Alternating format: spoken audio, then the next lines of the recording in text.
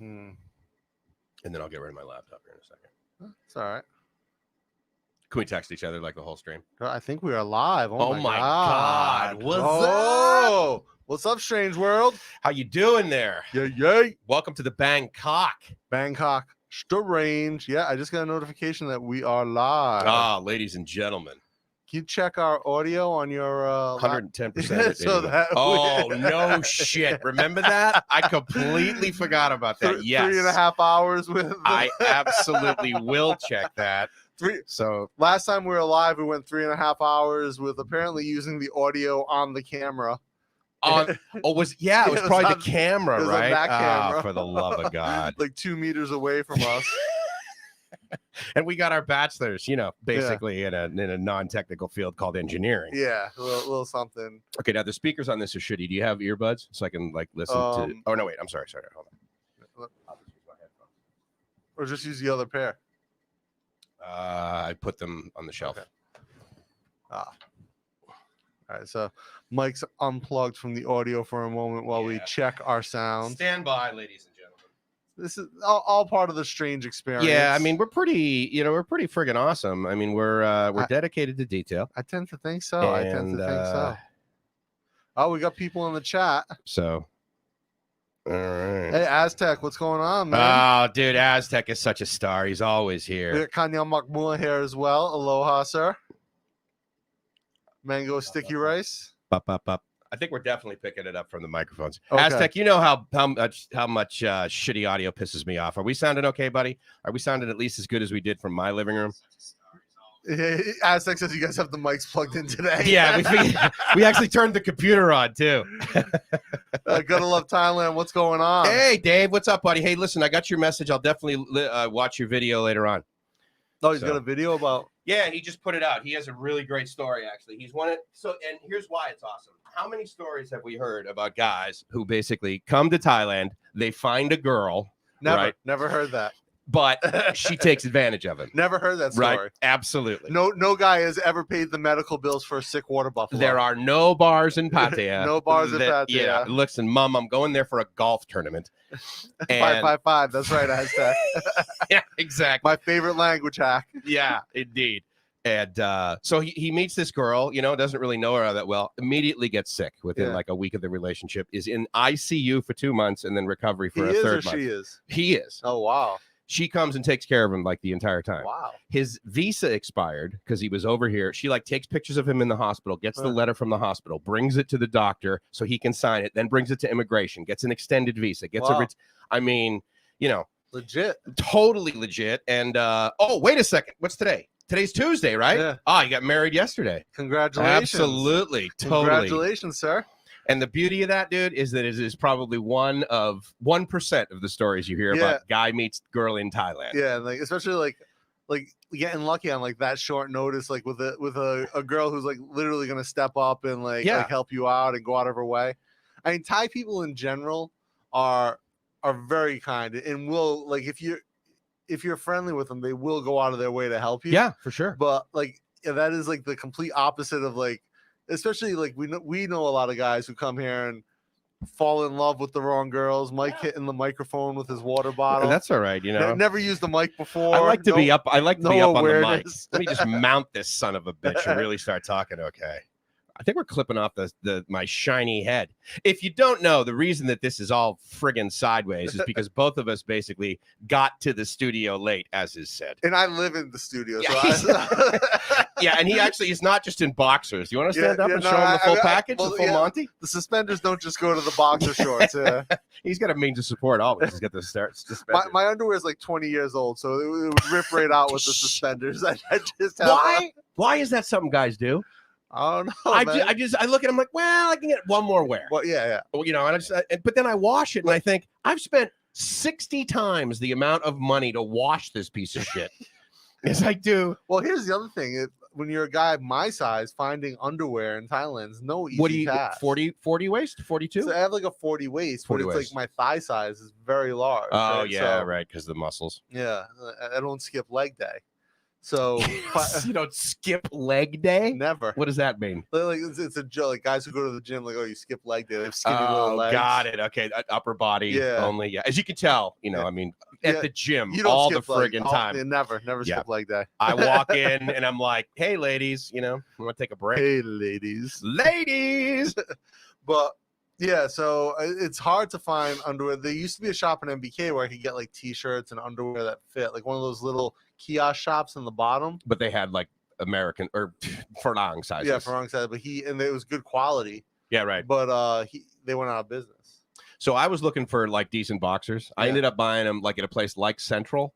And I think for 3 or 4 pair, I probably paid like $13-14. That's fucking crazy. It seemed high for Thailand.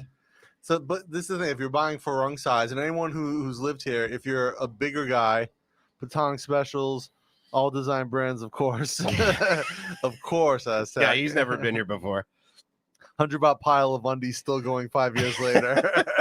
Well, that's true if you go to the markets, right? Yeah. And you get those like the ones at Calvin Klein, but they're really too tight. Yeah, so it depends. How do guys wear those? So it depends on your body build, right? Like if you're kind of a slender to average size, you can find those types of things. And like Aztec said, all designer brands. Yeah, right? exactly. Yeah.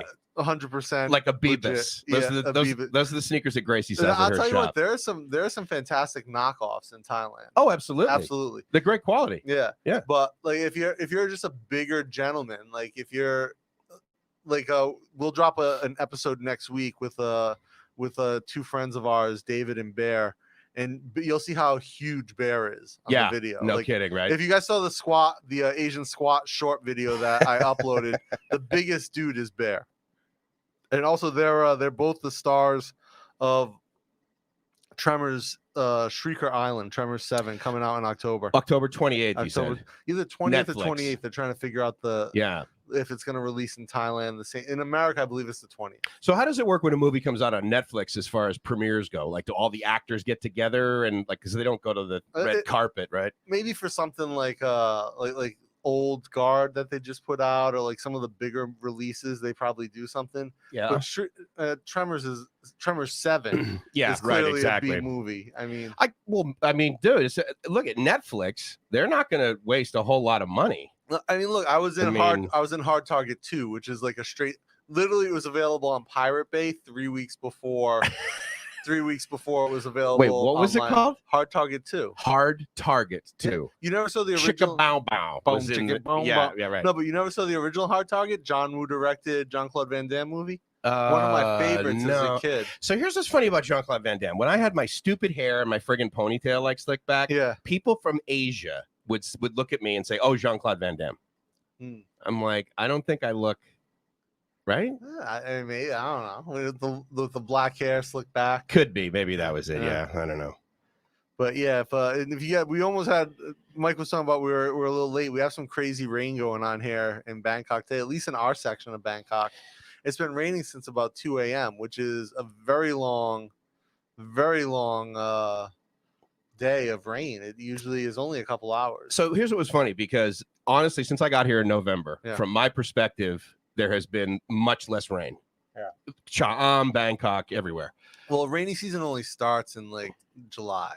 See, that was my point. I wonder when rainy season starts. So people are like, oh yeah, you're gonna hate it in July, and I'm like, this is freaking amazing. We got like maybe 2 inches, right? So it usually rains like a couple hours at a time. Okay. And yeah, exactly. That's what I'm used to. But like 2 feet of rain in those 2 hours is insane. Street was flooding actually as I came down. Oh, really? 93, which of course, I'm totally versed in 93 right now. Yeah. Now you know it. Totally. I'm just like, now you know why you're on 93. What the fuck am I on 90? This is insane. Who's on 90? What the fuck is over there? What am I doing here, for God's sake? All right, so here we are. This is live stream number 2. Yes. Basically, right? Okay, so our goal, one live stream a week, one podcast a week, obviously on YouTube as well, and occasional shorts. Yeah, and in fact, what we got to do is we got to do shit like that when we have guests in. Yeah. Like we should have done something. I don't know what we could have done with. I'm sure Tony would have let us bang his girlfriend if we asked. Well, she would have let you, and he would have filmed. Yeah, no, she would have. I don't think she was just picky. liked the back of my head. Yeah, I don't think she was picky. Like, which when a girl likes that, I'm concerned. Yeah, especially when she starts with this belt thing she's putting on.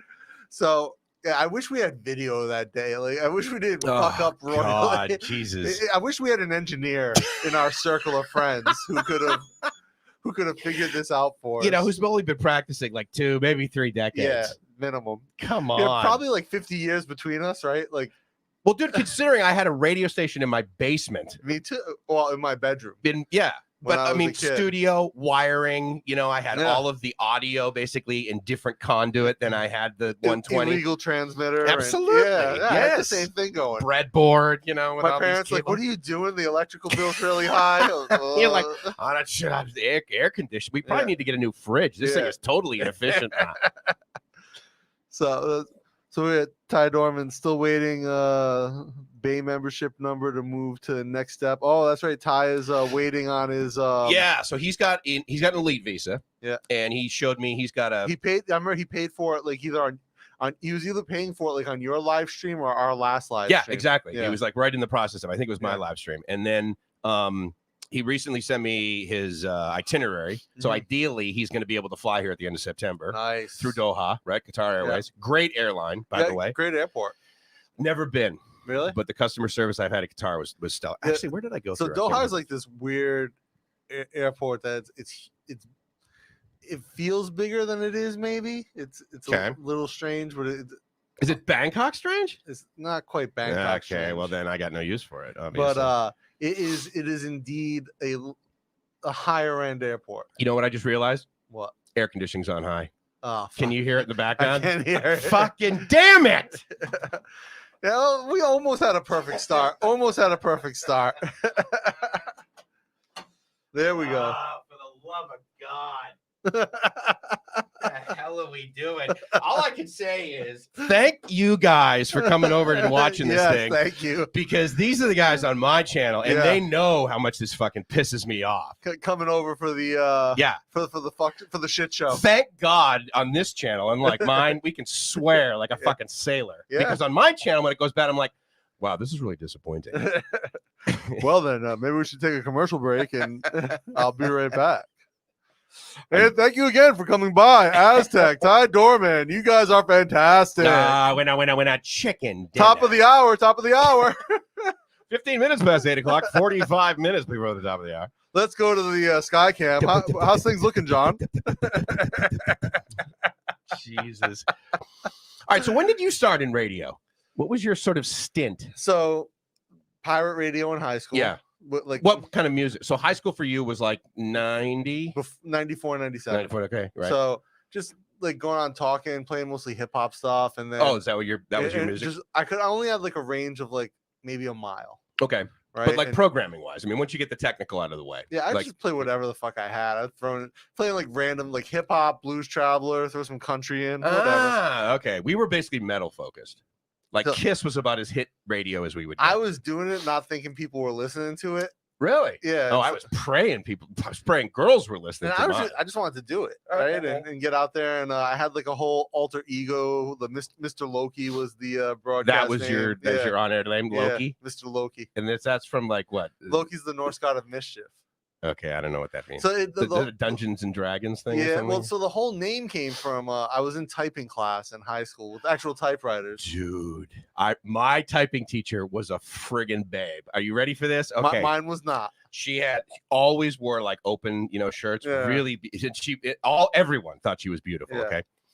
So, and we were like friends. Like she was really cool. I would go out after school and I would just like hang out with her and we would talk. And I was like, wow, this is crazy. I'm like actually having typing teachers. Well, no shit. Because here's the thing, right? When you're in junior high, Massachusetts, yeah, south of Boston, dude. Damn. She's a babe.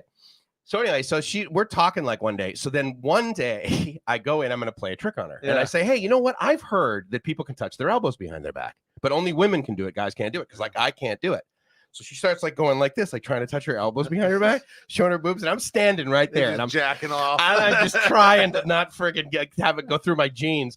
My buddy Jim walks in, and he looks over, and he starts laughing his ass off. And she looks down, she's like, She was so offended. I was like, okay, clearly her sense of humor does not extend into 14-year-old. Yeah. But man, I will never forget that. That was typing class. ASD, FGH, JK, semi. Oh, dude, home row. So mine was slightly different. Okay. She had the one boob and it was like kind of just like sitting there. I don't even think she had boobs. She really? Was like, lopped off. She was like older. Okay, fair enough. But so what happened? We would do these speed tests to like see who would finish first. Yeah.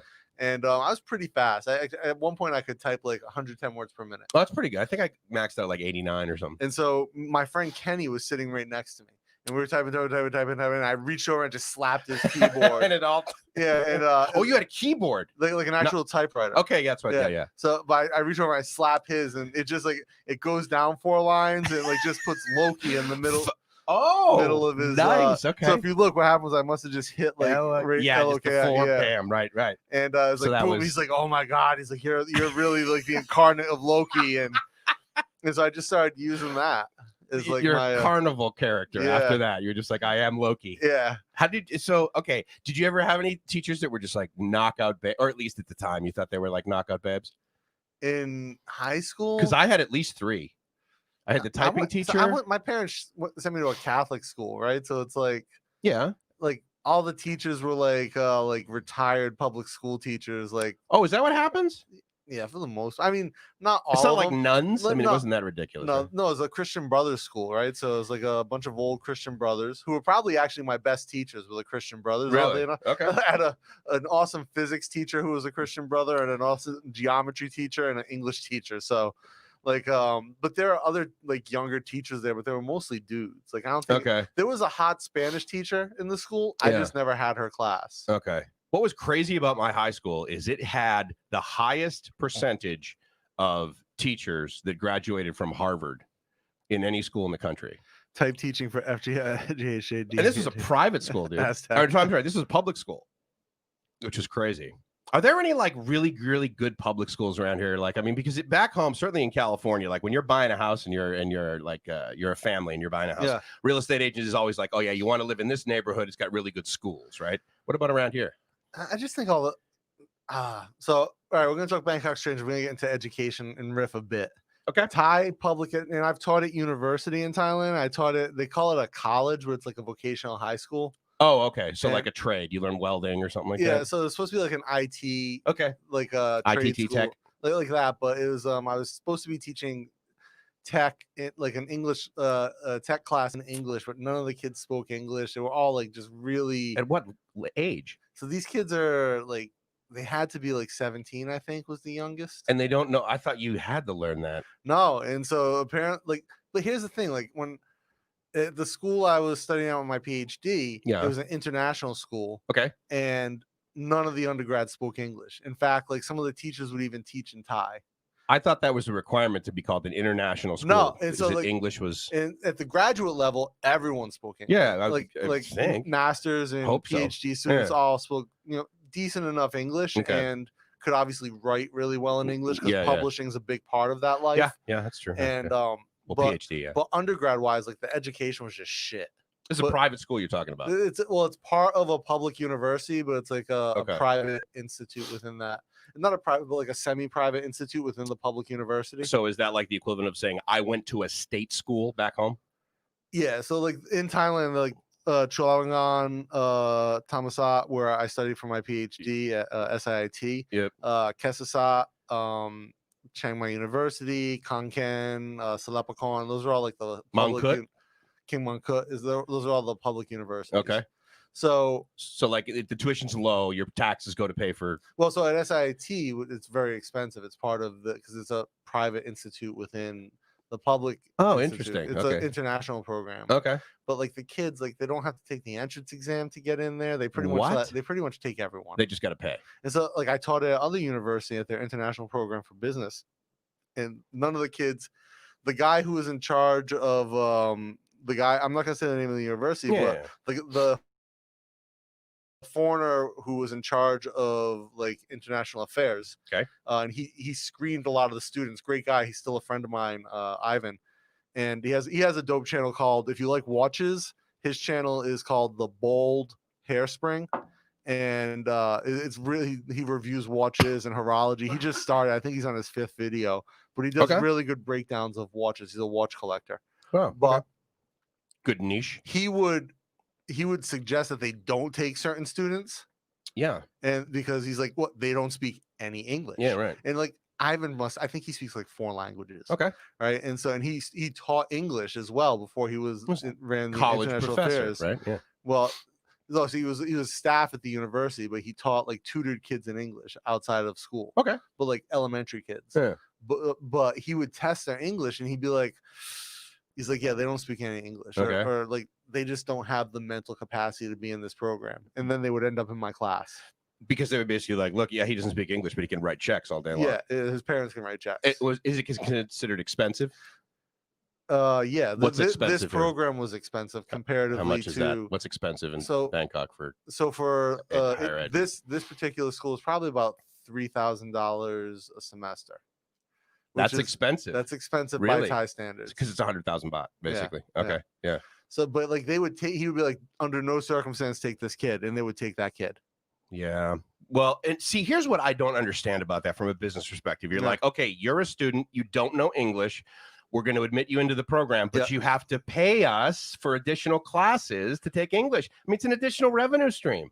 What is the downside? That happens at actually probably the #1 school in Thailand, Mahidol University. Okay. The MUIC, Mahidol International College, will provisionally take kids. Yeah, and then they have put to them in and do that. But like the kids who they're taking provisionally would blow away students at these other schools. Okay. I taught at Chula ComD last year. Which is well respected. That's where Jib got her undergrad. Chula Longhorn. It's like it's not the #1 school in Thailand anymore, but probably reputationally it is. What's one? Mahidol? Mahidol is #1. Okay. By far. Yeah. But reputation wise, Chula is like it's like their Harvard. You know how I can tell you've lived here like long enough, and you also have a Thai wife, is you pronounce the L as N. Yeah. Right? Because I say Mahidol. Yeah. Right? Because it's L. But it's not. If you don't know, when basically the phonetical spelling of a word in Thai, if it ends in an L, you basically pronounce it as an N. Right? So okay, so what about, is Assumption the most expensive one? I don't know if it's the most expensive, but it's up there. Because like, what's the most expensive university in Thailand for an undergraduate degree? So here's the thing. It's probably like the shittiest schools. Like really? There's a so let me talk about, like, I taught at Chula real quick before I answer the price. I taught at Chula ComD. I taught podcasting. Okay. At the communication design program. Perfect. The student with the worst English in that class was way better than any student I ever had at the other 2 universities I taught at. Really? And this was the worst. Yeah, right. And they spoke fluent English. Yeah. And they were just like really shy about their English. Yes, I've heard that. I've seen that behavior as well, actually. But like could speak, could understand, could ask complex questions. Yeah. And I was like, what they're like, their final project was to do a podcast. Okay. And he's like, I really want to do it in Thai. I don't my English isn't that good. I'm not judging like the language. I'm not grading the language you do the podcast in. If you're more comfortable doing it in Thai, you can produce a better podcast in Thai. Okay. Do that. All right. Right. Because I'm not judging like your language skills. Would there be like extra credit though if they did do it in English? No, didn't matter. So it wasn't. It's their content, right? The whole idea is that they're creating their own content, and I want to grade. I want them to make the best thing they possibly can. Okay, so you're grading the mechanics, the engineering, the audio, whether they fucking turn the camera on, that shit like that. Record through the right microphone. Right, exactly. I hope none of my students are watching this. Do as I say, not as I do. It's the American friggin' way. But almost, I want to say one student got a B. Okay, nice. Out of everyone else got an A. It was awesome. Such good students. Yeah, right. Whereas at the other university where I was saying Ivan had rejected students. Yeah, that they let in. I was asked to change a student's grade from an F. Oh, Jesus Christ. And I was like, they didn't show up for the final exam. They didn't turn in their final project. They earned an F. Yeah. And the teacher's like, well, it doesn't look good if we give a student an F. No, like, totally. It's not my problem. You want to change it. I told the dean, you want to change it, you change it. Right. And she's like, if you don't change it, we're not going to ask you to come back. Yeah. Like, that's fine. And I didn't change it, and they asked me to come back. You know, it happens in the U.S. It happens everywhere. Happened at my school. It happens in the U.S. Yeah. Okay, so to get a bachelor's degree where I used to work is $250,000. God damn. Yeah. And so who's this in the last earn 9.6? ERMD. So it's basically a doctor. He's a ER doctor. He's in Hawaii. Nice. What's up, Doc? So right now he is probably, what are you on the end of your second shift? I think that's probably what you're doing. Because he's probably doing an overnighter. A lot of times he'll do that and he'll swing by here like during his break. And because right now, what is it, like 9:30, something like that? So that means it's 4:30 in the morning, I think. So just so you guys know, I'm gonna have to dip out in a minute. Well, not a minute, but at some point because DHL. I'll see my DHL guy coming. I have one of my clients. I'm shipping a package to one of my clients in Fort Worth, and it's got to get picked up today. But he'll be late for sure because of rain delays. Yeah, for sure. And you said 93 is flooded. So right where you catch like what do you call the smaller vans? Songthaew. Oh, Songthaew. Okay, and then the Songthaew, big one. Song two row. Yeah, two right. Row. Rows of seats. Yeah. It was $8 baht. I thought the small one was like 10 and the big one was 8. No. So the big one is 6. Oh, the small one is 8. I was amazed. So the small one's more expensive because of frequency.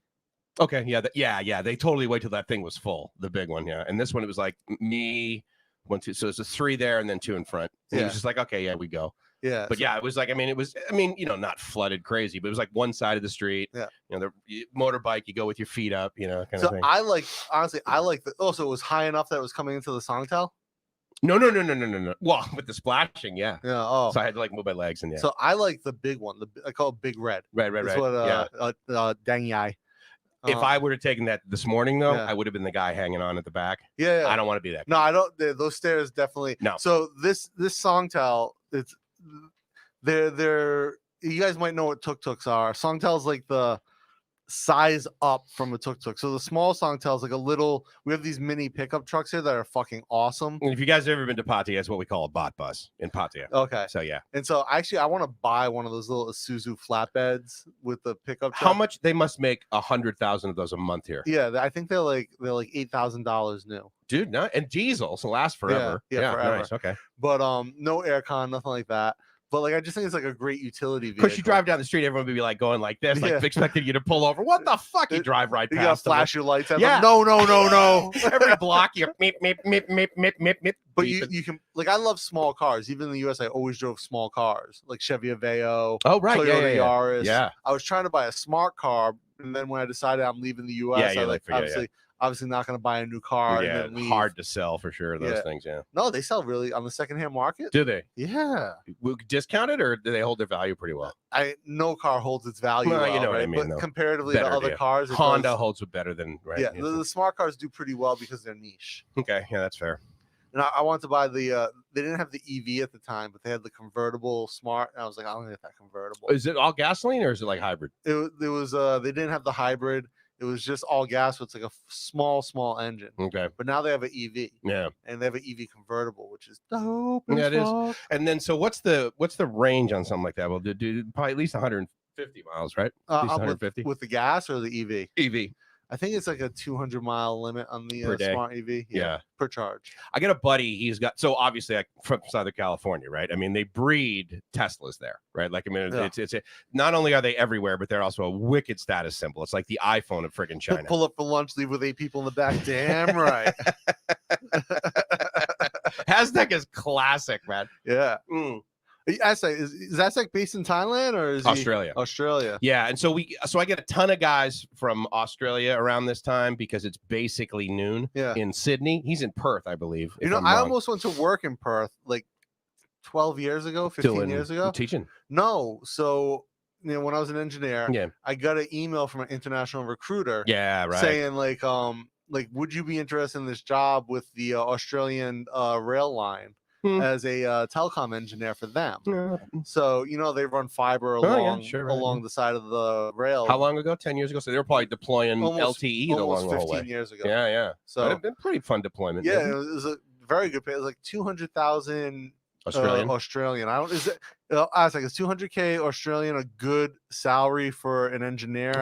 What's it, about $1.20? Maybe. US? This is like 15 years ago. Yeah.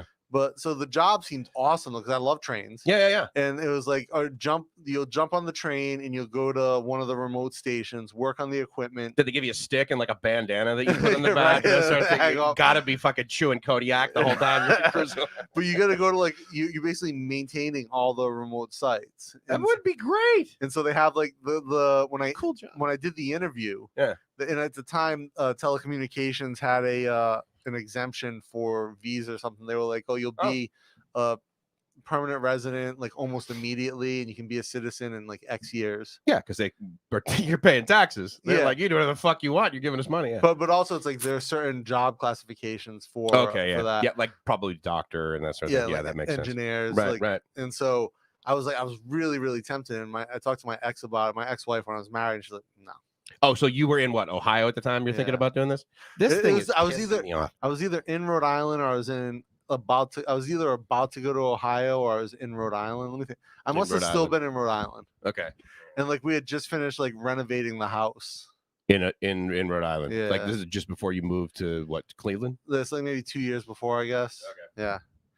He says, "Yep, 200K is good." Oh, nice. So I would have had a decent job. Well, that was the thing. I remember when I was in undergrad, actually going to UMass Boston, and a bunch of us were like, we want to, because you remember this, right? In Boston, there's this freeway, if you guys don't know, it's called Route 128, and it basically goes around Boston. Wicked pisser. And a lot of people would refer to that after they went by fucking Dunkin'. They would refer to it as the 128 belt, right? Yeah. And there was a lot of sort of like technology around there. It was a pseudo Silicon Valley of like Massachusetts, right? Many tech companies there. Obviously, Gillette started there, Digital Equipment Corporation, that sort of thing. And we thought, well, yeah, we'll get a job, around there, whatever. And then these recruiters would come and they would offer these jobs in Saudi Arabia. Yeah. Right. And of course, the big thing is certainly when you're my age back then, no taxes. Right. Yeah. And they pay for everything and you get housing and everything.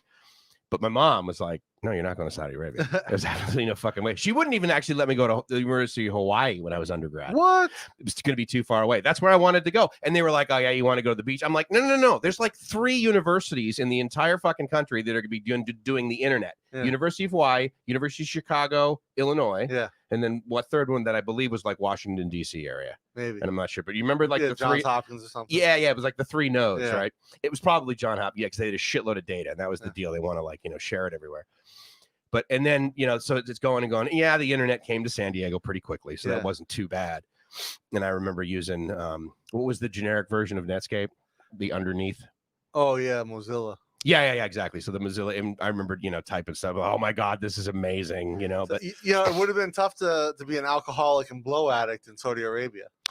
Big time. Yeah, absolutely. And it's funny too, because my mom, she always said, well, the minute you went out to Southern California, I said, look, I would have done it anywhere. And here's the interesting thing. Not Saudi Arabia, but anywhere. Probably not. I would have so I would have died if I kept using drugs in Southern California from an overdose. Yeah. I would have died from a knife wound in Saudi Arabia. Exactly. Yeah, from a guy with a big black band around his head. It happens. I mean, it's worth it. It's but I got to tell you, dude, I thank God for cocaine. Because otherwise I would be still drinking probably, because that is a slow friggin' progression. Yeah. I mean, 23, 24 years old, completely. My buddy, Uncle Bobby, the sound engineer I was telling you about, right. He used to tell me about his brother bled out. I guess he got an ulcer in his throat or something and like basically drowned from like 40 years of alcoholism. Oh, yeah. At the end, dude, it is brutal. I burned a hole in my trachea, actually, doing, it was about 3 days of crystal meth, to the point where when you touch my skin, it would go, because some of the air would go into my lungs, some of it would go in my chest cavity. It's called subcutaneous emphysema. Yeah. So I get this when I'm in college, right? Yeah. And so I go into the medical clinic, right, for school. Of course, I lay down and the doctor's like, oh, my friggin' God, right? So then, of course, it's a university. Yeah. So he brings in like a troupe of friggin', doctors, right, in Mexico, and they're all, they're all touching my skin or whatever. And, of course, the kids are like, okay, yeah. Like, what is this from? Like, how does this get, how do we cure it? They got all their notes and everything. And he's like, well, how did this happen? I said, God, I must be smoking a lot of menthol cigarettes. I really just got it. I mean, full on denial. So he gives me cough medicine with codeine. Yeah. So I won't cough as much, get rid of the pain. Because if I cough, I'm going to, rip this thing. So of course, what do? Gives Drink me it all. I went right to the restroom and drank it all. Yeah. Went right back to the pharmacy and said, you know what? You're not going to believe this. I literally just lost the prescription you guys gave me. Can you just refill this for me? And they were like, yeah, sure. You're like, oh, yeah, he's an honest kid. Yeah. No alcoholics at university. That never happens anyway. So you're talking about the like the teaching hospital. I remember my dad told me a story. He was a Vietnam vet, and he went to he developed rectal polyps or colon polyps. Is that like polyps or like bumps, like cysts in his colon? Okay. And so he went to the so like internal hemorrhoids kind of thing. Yeah, I guess the end of the So he went to the VA hospital. And he's waiting, and they show up and they're like, "All right, Mr. Blouin, take a look at you." And take a look at your bunghole. And so he's like, I need to do an internal check. Yeah. And he says the doctor comes in and there's like 3 learning doctors with him. Do they all have their hands in there at one time? No. So the doctor goes in, he's explaining what he feels, and then he has each person. He goes, oh my right, God. You try. Your dad's like, why aren't there any fucking female doctors in this goddamn school? He's like, what the fuck? Is this an all-male school? I don't need this shit. This isn't helping me right now. And they're like, breathe deep. It's going to be okay. Do you know you're being restreamed on Do More Life? Check on 2 different PCs, even get a notification on a different thumbnail. That shouldn't be happening. I thought I turned that off. But thank you, Hugh. I'll check that right now. You got your laptop? Yeah. I totally turned that off. What's Do More Life? Do More Life is my buddy's channel, and it actually shouldn't be streaming to it, and that's why. So anyway, if you're watching this on Do More Life, come over to Bangkok Strange because we're about to shut that down. And Jeremy, if it's happening, buddy, I really apologize, but thank you for that. I made sure I turned that off actually. So and actually, it failed when we tried. Well, that was the thing, because I'm like, I got to make sure I turn that off so that it doesn't go over to Jeremy's channel. But so if you're watching on Jeremy's channel, please come over to Bangkok Strange. We appreciate it. Please do. And say sorry to Jeremy for us. Sorry, dude. It's just like it's just not happening. What am I doing? It's gonna be easy to shut off. I'm just gonna shut this off, and then that should go to an X. Patient view of medical problems. Well, yeah, especially and the good news for Jeremy is all you gotta do is delete this, of course. Because it's not like he's going to want to monetize this, but he doesn't want to get a ding on his channel for us saying bad motherfucker. Talking about ladyboys and drugs. You know what? I got to tell you, it's one of the best topics, really. Not drugs necessarily, but ladyboys. That episode's killing it. How are we doing? Downloads. Really? Yeah. Where do we get the most? iTunes? Yeah, iTunes for sure. Okay. Hey, Hugh, if you're going to, thank you for that. First of all, seriously, thank you very much. I really appreciate it. Yeah, thank you for letting us know, Hugh. If you would cruise back over there, I'm stopping So right now it is not going anywhere. So anyway, We're trouble streaming. All right. Yeah, just remove that. Then I'll obviously send him a message and say, hey, dude, I'm really sorry. We'll shut this down. But again, Hugh, thank you very much. And as you guys know, obviously, technical shit like that is it's a pet peeve of mine for sure. Oh, my buddy just pinged me over on my buddy Josh, who's like a YouTube penny shopper. YouTube penny, like actual physical pennies he buys? No, he goes out to like Dollar General in Ohio, and they have like penny items that go on sale. Right, like right at the front. And like he makes videos about it. And I'm sure like his whole audience is probably like 80-year-old women who looking for deals. And he's just like he's my age, a couple years younger than me. He's just like goofy dude. Really? And his channel is like, if I know him, so it's hilarious to watch him do it, but I'm sure if like anyone else who is like me watched it and didn't know him, be like, fuck. all these 80-year-old women. He like makes rap videos about penny items and stuff. He's a cool dude. That's pretty. Does he get a lot of subscribers? I mean, it's very niche. It's about 10,000. Jesus, and he daily. Does he do daily vlogs? Yeah, he does every day like a 40-minute video. He just drives there and says, "Hey, like there's tampons on sale today for 1 penny." He'll get like emails from like employees at Dollar General with like items that are about to go on penny, and he he breaks the news. They use him as a marketing channel. They're leaking information, but it's pretty much marketing. Well, for them it's great. I mean, because that's the way you sort of advertise now anyway, right? I mean, you don't just do a whole lot of print. You're doing like Facebook. You're doing everything. Yeah. So what are you waiting for? Oh, you're waiting for DHL to come pick up. Yeah. Oh, okay. So is that what all those plastic bags were down there for? Oh, those big plastic bags, those are going out tomorrow, probably. That's a final QC for, so some of you guys, I own a design studio and a media company in Thailand, and so as my design studio, we own a brand called Dapper Villains. I also have a podcast called the Dapper Villains Podcast. You can actually check out the YouTube channel where we talk to like designers and stuff. But we'll put the link in the show notes. Yeah, by the way, link will be in the show notes. But don't, if you're not into like menswear, don't check it out. Don't waste your time. But if you are into menswear, definitely check it out. But it's called Dapper Villains. And so I design menswear garments in my design studio, and I make stuff. I have like 10 industrial sewing machines downstairs. And so one of my clients in Fort Worth, we've had a fabric mask that's been very successful item for us. And so I'm shipping that to Fort Worth. And then the Dapper Villains masks are carried on Uncrate. And so I just have to do final QC on their masks, and then Uncrate supply. Is a shop in the e-commerce in the US. What up? So this Suburban Beard in the comments. This is the guy who I was talking about, who's a penny shopper. Oh, nice. YouTube penny shopper. I just told him to come check it out. Yeah, check if you guys want to see some funny like rap videos and stuff like that about penny items in Ohio. Definitely check out Josh's channel, Suburban Beard. So some of the richest people in the United States, right? Arguably the richest family, the Waltons, right? Yeah. Walgreen. The guy that owns 99-cent store. Yeah. Like the third wealthiest person. It's just like crazy. And he's like sells because of course everyone's like, well, yeah, well, of course that's going to cost 99 cents because so they can sell glasses that he buys for like 80 cents and sells them for 99. But they're like, yeah, this thing that normally costs a penny at a flea market. He's like, well, I sell it for 99 cents because everything I buy is for 99 cents. So people just go, oh yeah, 99. They think it's no money.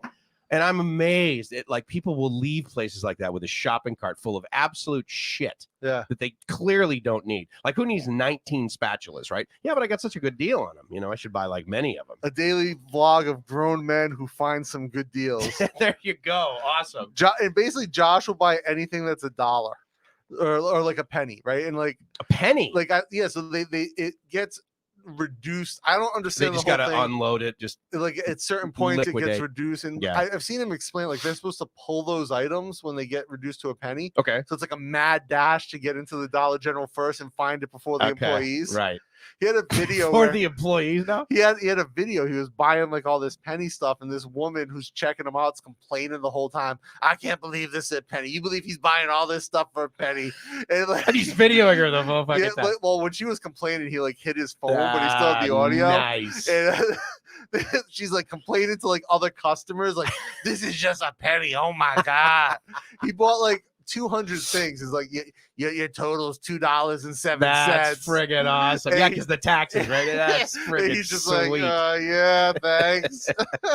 10,000 subs strong. Suck it, lady. Yeah, that's great. He just goes and he donates a lot of it because a lot of it's okay. He was telling me a lot of it's like just stuff that he's never going to be able to resell. Some stuff he uses at home. Okay. Some stuff he resells. Some like sponges. And some stuff he used to, when he worked at Cox. Okay. That's how we know each other. Josh used to kill it in the sales department. Oh yeah, nice. And so he was in retail at Cox, and then he went over to a commercial.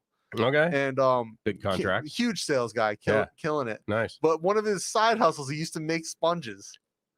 Like natural or something like this? How do you make a sponge? He would go cut them or something, like stamp them at some guy's house. Really? Yeah, and like Josh he's a straight up hustler. He's like, I got 2 hours for free at night. I'm just gonna go fucking make sponges. Is it those sponges that you completely remove all of the water from and they become basically like a playing card? Hey Josh, what type of sponges were those that you used? Were they the types that they use on porno sets? I was gonna say contraceptive sponge. Contraceptive. It's like medical grade. It's like, dude, how do you get so much pussy? Well, basically, I make what goes inside of them.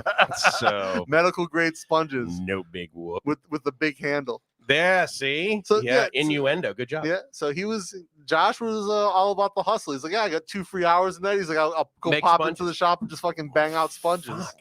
Well, you and I are kind of, I don't know how hustling I am right now. I'm basically still on vacation. Hustling from the beach. But you live streaming like Copenhagen. I know. Copenhagen, right? The first time you said to me the way you said Copenhagen or whatever. Copenhagen. I thought you pronounced the G. I was like, where are you going? Where are you going? And then you're like, oh, it's out of like, oh, the full moon island. You're like, yeah. Yeah, absolutely. I don't know how to. Jim's like, Yeah, Jesus Christ. Who are you hanging out? Two white guys working on pronunciation together. She's like, does he even have a GED? Like, I mean, this guy, how does he? Oh, okay. So I know. Okay, most expensive university in Thailand. Like, how much does that cost for a bachelor's degree? So there's I don't know, probably like $250K a year. Baht. Or a semester. Baht. But like there's one in Asok. It's in the exchange building called Stamford. Right above Soy Cowboy. Across the street from Soy Cowboy. Okay, yeah. So maybe it's the other. I don't know. So it's not the Citibank. One of them's exchange and one of them's something else. Yeah. Okay. So it's the one on the even side. Okay. It's called Stamford. I have seen that actually. It's the bootleg Stanford. I wonder how many like parents look at that and they're like, well, I've heard of Stanford. Yeah. Because they pronounce it like I pronounce Kopung fucking gun. And the logo is pretty similar. Yeah, the red. Yeah, no, totally. I mean, and you gotta hand it to them. It's like I've heard that name for years. It's not like they're going bankrupt anytime soon. No, people line up. And they're like literally a storefront in a fucking office building. Exactly. Well, everything's friggin' online right now. Yeah. Yeah, storefront in a fucking office building, and you pop in there, and but that's all they've ever been. And I've seen them doing classes in the fucking lobby, like next to the subway. Good. And like people are paying crazy money, like but I mean that's the thing. Right? Around here, there's not that sort of accreditation, and that's what the U.S. But is. I think that's important. I mean, I think that's good that there's no accreditation because I think accreditation. I think education in the U.S. is fucked. Well, I'll tell you right now, the reason that we change kids' grades in our university is because of accreditation. And I heard stories about that, and I was like, why would I? Because I had asked the professors, like, why in the world were you forced to do that? And they're like, because they're worried about our accreditation. Because if we fail students, then clearly we're not teaching them up to par. Jim's brother, he handles accreditation for a university here for a department. So is there an international accreditation? Yeah, or so just it's an international accreditation, and then they work to U.S. standards. Okay, but to me personally, like accreditation is like it's what fucks American education, but it's also what keeps it great. I was going to say, yeah, because like if the school's not ABET accredited, right, for engineering, then they're like, okay, well, where'd you print this freaking degree? Clearly, Kosan Road. Kosan Road. Khao. It's cow? Cow. Fuck. You've been calling it Kosan Road? Yeah, I figured it was an island. San Island. Over there with the fucking... I mean, that's what I'm like. Well, like all of Bangkok's a friggin' marsh, so everything's an island. So, yeah, Kosan, Koh Chang, Koh Samet. Given the amount of rain, it might be an island right now. So here's the crazy thing, is every year it floods, like, again, for like an hour, right? And then it like goes down really quick. So... are they like working on that, or are they just like, no, look, it's gonna, they're like, look, it's gonna flood, but it's only gonna flood. Here's the thing. So like, you know how we have the open drainage here? Yeah. So it's not open sewer. We actually have open drainage. And so like on the side of the road, you'll see these huge grates. Yeah. And pretty much under every sidewalk is a tunnel, which is the water, right? Which is the stuff. So Cody's statement, I'm thinking about applying to Chula. What faculty and in what degree? What level, like bachelor's, master's? When you say faculty, that's the equivalent of like basically different colleges at a university in the U.S., right? Yeah. So I went to I've taught at Chula, and I was a graduate student in Thailand. So of the faculty of like arts and sciences, where I taught or where I studied. What you studied? Engineering. Oh, engineer. So it's faculty of engineering. Yeah. Okay, so they're like a college of engineering. Technology and engineering. I was an ICT PhD. Oh, okay, got it. So Cody, I can give you some insight on that for sure. If you have questions, put them in the chat, and I'll do my best to answer it. And I have my wife her whole family are Chula graduates. I've taught at Chula, so I can give you some insights on that. And if you're going to stay over here in Thailand and you've graduated from Chulalongkorn, I mean, you're well respected, right? No, but I mean with like Thai businesses, aren't you? Chulalongkorn. Chulalongkorn, not corn, like cornhole. Is it cornhole? So or cornhole? Just call it Chula. Chula. Because Jim, that's the one thing Jim will probably take serious. Oh yeah, you can pronounce anything else wrong. Yeah, but just my fucking university focus. Mike. Yeah. So Cody, do you live here now? I don't think. Oh yeah, maybe he does. I can't remember. Maybe he's one of these guys that lives down in Rayong. I can't remember. So yeah, but anyway, Chula's great school, phenomenal, beautiful. Probably the best campus in Thailand. No, it's got multiple ones though, right? Like you're not talking the Siloam. Yeah, well, that's the most beautiful. It stretches from Siam to Siloam. Oh, I thought it was like way southwest too. You get off at Chula owns the Land Paragon is on. The Land Time Discovery is on. The Land MBK is on. Good for them. Yeah, fucking baller. Nice work. Right? They don't need tuition. They could make tuition free. They probably so the rent, well, for the malls the rent's crazy, but like where Scala, my favorite theater that just closed. Yeah, right. R.I.P. Scala, best theater in Thailand. Yo. I tell you, I'm trying to buy chairs from the theater. Why? Are they comfortable? No, but just for the nostalgia. I have so many. That's the theater that Jib and I have always gone to. Yeah, it's a classic theater. Right. I'd reupholster them. I'd make a project out of it. You always put your gum underneath the same seat, kind of thing, when you're there. I chew gum a lot now, like the xylitol gum. Yeah, I know you. I was telling you about like teeth, the whole mouth biome thing. Right, yeah. But yeah, no, I always sat in the same section of seats. But Jib and I, we tried to row L, but as far as it's just like nostalgia, yeah, just like classic. Roll Lady Boy. Roll Lady Boy. Roll Lady Boy. No judgment. Even number. Yeah. Nice. Because they split. It's 246 or 135. Yeah. Okay. And they right down the middle, so the premium seats aren't there. You gotta just. So does that mean that basically live theater is completely dead now in Bangkok for a while? I'm going to the movies Wednesday night to see Tenet. Movies, right? Yeah. Theater. Oh, sorry. Live theater, not cinema. Not cinema. Live theater. Because that's where you used to go, right? Scala. Yeah. So there was a cinema though. Oh, got it. Yeah. Oh, so with the chairs like friggin' epic.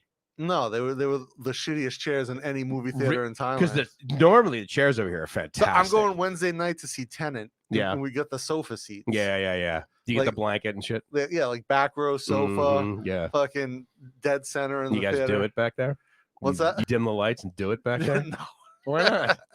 Just one. That's the furthest seat you can get from anyone else. Yeah, right. Totally. Yeah. Well, it's actually too far back for me because Gracie and I thought about that. I mean, of course, she's like, this is ridiculously overpriced, right? So it's like 1,000. Like, no, it's 1,000 baht for 2 people, right? Wednesday is 500 baht for a couple. Yeah. You get a blanket. They probably give you a blanket. I don't know. They better. It's freaking. You can hang meat in movie theaters like here in Thailand, like a fucking Jack Shack or whatever. No, yeah. The theaters are. Well, Scala was never crazy cold. That's one of the nice things about it. But yeah, we're going to Terminal 21. It's gonna be fucking freezing. Terminal 21's got a pretty nice theater. I like dope theater. I like the one in Emporium. Yeah. So Central World's got that jumbo ass theater.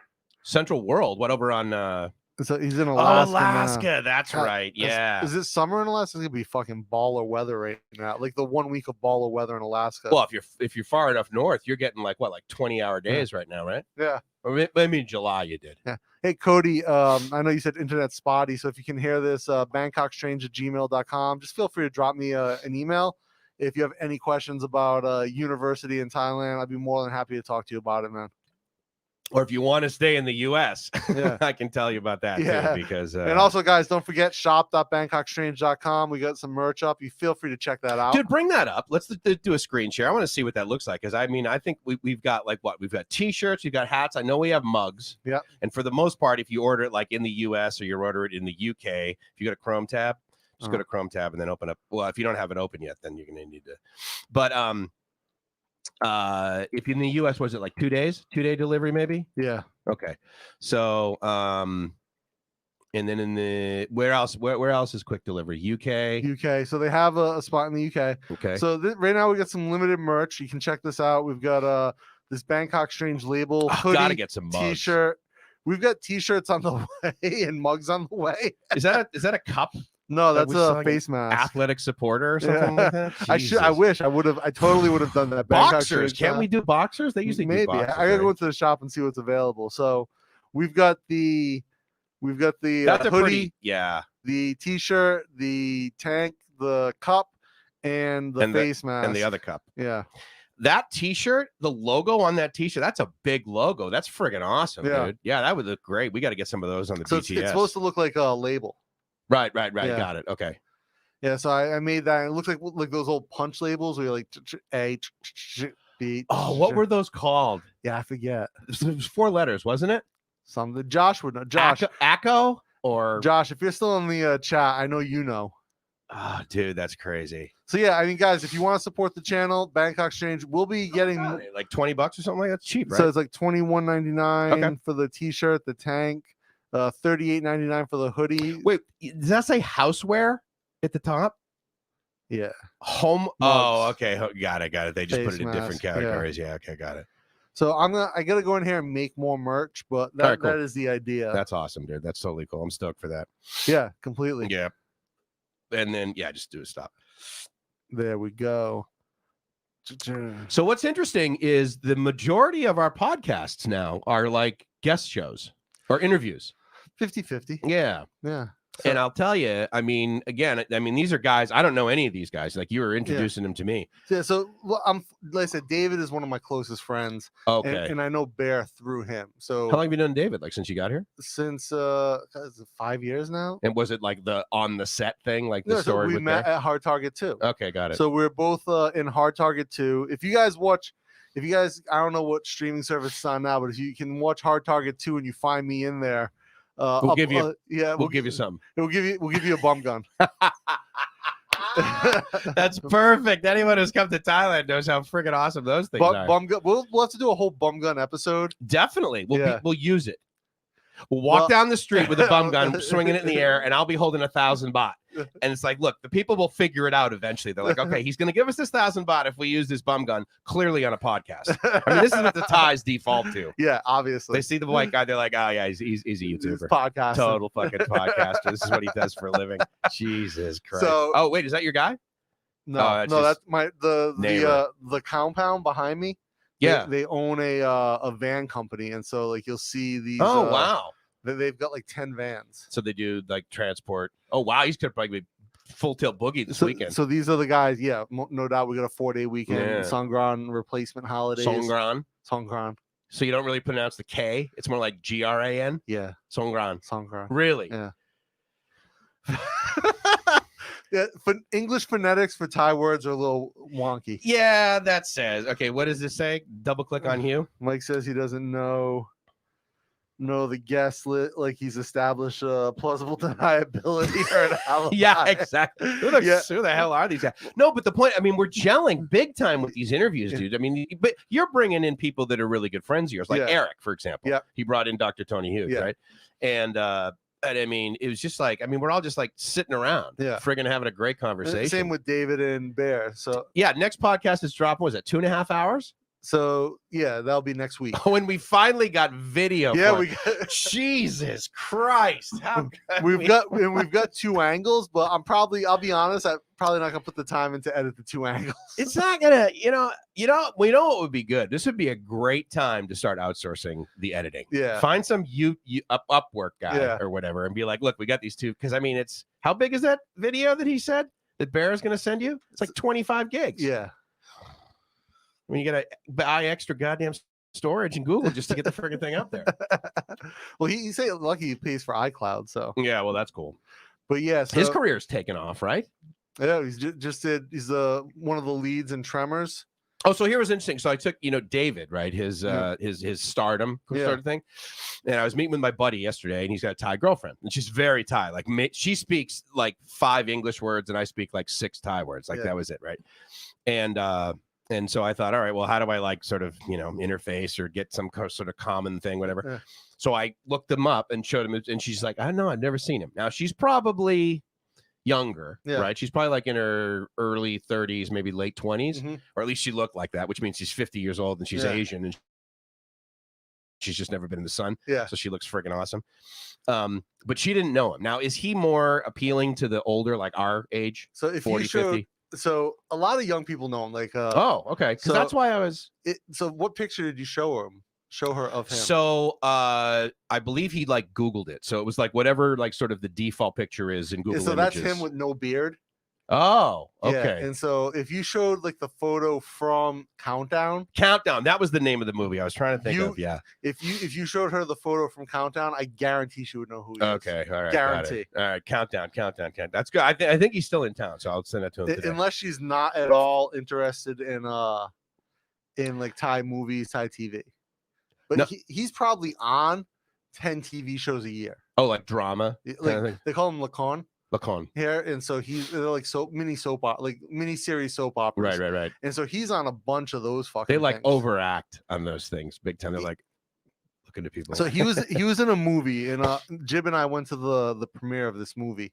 Countdown or another? No, it's called Samui Song. Okay. And he's like the lead in this movie. It's like the guy who directed it is kind of like the Steven Soderbergh of Thailand. Okay. Like he's well like, respected, like well known, like an out there sort of director, but makes like really heady films. All right. And or like kind of like a Christopher Nolan. And so David invited Jib and I to the premiere, which was really cool. Like they do the whole red carpet thing. I was going to say, what is it like over here? It's in Central World. Okay, right. Yeah. But do they just sort of like, are they just duplicating what happens in Hollywood? Are they like, we're going to make it look like there's going to be a carpet and there's going to be paparazzi and velvet So ropes? there's real paparazzi. Then they like take your phone, like when you go into the premiere. Oh, like, okay. So there's a step and repeat that people go in for the, got it.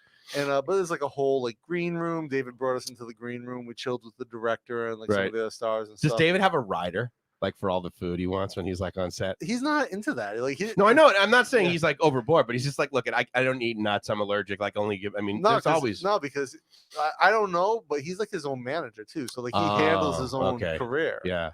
And so I doubt it just because he's so. Like he sent me messages before. Like he's like, oh, I'm waiting to film. I'm like, oh, you got a trailer? He's like, I'm in my car, bro. Yeah, absolutely. And like, oh, okay, cool. You know, it's fun. I mean, this is a great example of how ridiculously excessive the United States is, right? So I was hardly a Hollywood star, right? But I was a president of this user group, right? Yeah. And it was technical, it was global, and obviously some of the people I were hanging out were pretty visible. And I mean, I had a rider, first of all, because they're like, what do you like? And the main thing was like, don't bring any friggin' alcohol in here, you know? And cocaine only. Cocaine only, and it's got to be good quality because I'm going to test it. Yeah, none of this bullshit. I'm doing a bleach test, and if I don't get some quality blue and red, then fuck you.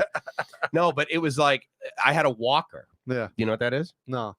You walk like through a mall or in an airport or whatever on your phone the whole time, and there's someone in front of you that walks in front of you so that you don't hit anyone. What? Yeah. So I mean, emailing, like texting, talk. I mean, I wouldn't be, playing Candy Crush or something, but like, I had a walker. So I have when I do speaking engagements, the agency who books me, I have a rider with them. Yeah. But it's again like no, it's not ridiculous. Like yours is like no alcohol. Yeah. Mine is like no meat, no dairy, right? And that's really it. And then obviously flight wise, like if depends on how far I fly, the level they have to fly me. Yeah, business versus for first class or right. Like I'll fly economy not domestically, but like regionally. If I'm flying over an ocean, I'm like, look, that's basically my hotel room. Yeah. So if I'm flying to Europe or the US, it's gotta be first class. And lay flat. Yeah. And it's actually, did I ever tell you about the lay flat when I flew to Germany? No. What you go? So Lufthansa? Thai. Thai Airways, okay. So I gave a talk in Germany. This is 4 years ago. So IoT then. Yeah, okay. IoT talk. And so I had a lay flat on Thai Airways. And we're flying to Germany, and it's February. So Jib, I don't own a winter coat. Right. So Jib literally knitted me this dope ass purple sweater. Purple's my favorite color. Knitted? So I mean, like with the straight up knitted. It's friggin' awesome. And like real thick, chunky yarn. Nice. Literally, she finished it last minute. She was putting the buttons on. As you were like. So I was meeting her. I met her at the airport rail link exchange. Yeah. At It's up on top. No, I know what you mean. Yeah. That with the BTS, MRT. Yeah. BTS.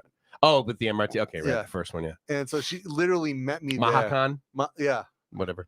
Something like that.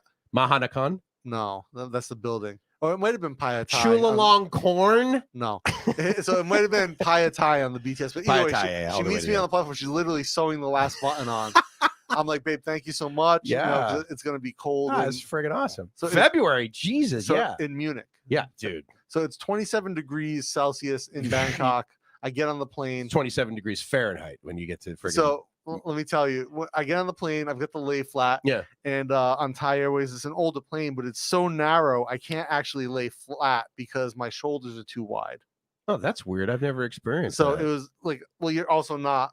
Yeah, I'm not as wide, but still. I mean. So my shoulders, I have to like this. I have to lay flat and sideways the whole time. And I didn't have the wall. Right. Oh, so between you and your neighbor? No. Well, so it was like there's 3 lay flats on each in the section. I hate right? that. So I was the middle lay flat, so and so I only had like the waist high wall. Right. And so I would see the now the people on the end, they didn't have a full wall either. It only went up like maybe 6 inches more than me. But it was just I slept, but I did sleep the whole way, but just like kind of sideways, like half crooked. So I wake up when we landed in Munich. It's like 6 a.m. we landed in Munich, so it's perfect. We left 11 p.m. Oh, there you go. Nice. I stayed up for a few hours, fell asleep, boom, woke up like probably an hour before we landed, had breakfast. Yeah. I'm walking out of the fucking plane. You know that bulkhead where it touches the plane? There's like a little bit of air that comes through. Yes. So the first that you feel. Yeah. So I step through the fucking door of the plane, and it feels like I'm walking through like a laser shield of like cold. And it just burns my skin like in slow motion as I move through. I'm like, ah! It's minus 20.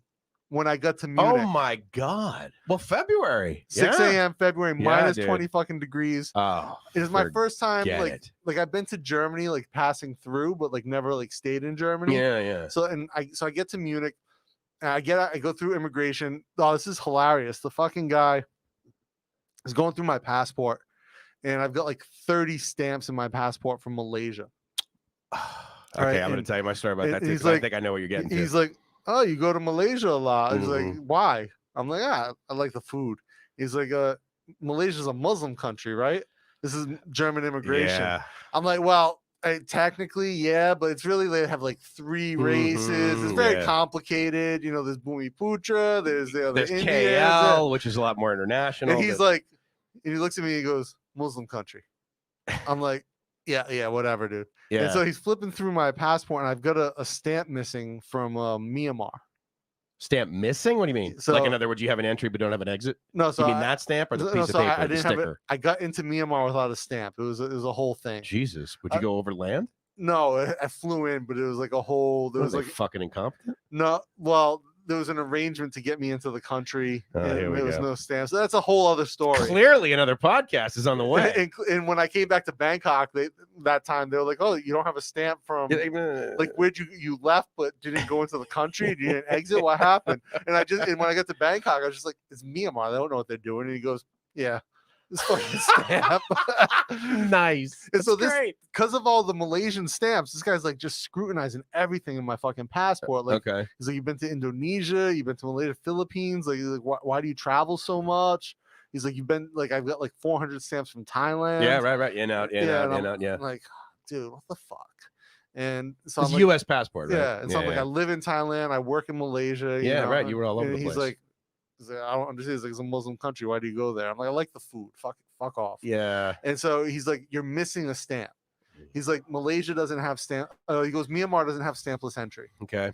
I'm like, dude, it's Myanmar. They're fucked up on everything. They just didn't stamp it. They don't know. Right. And he goes, okay.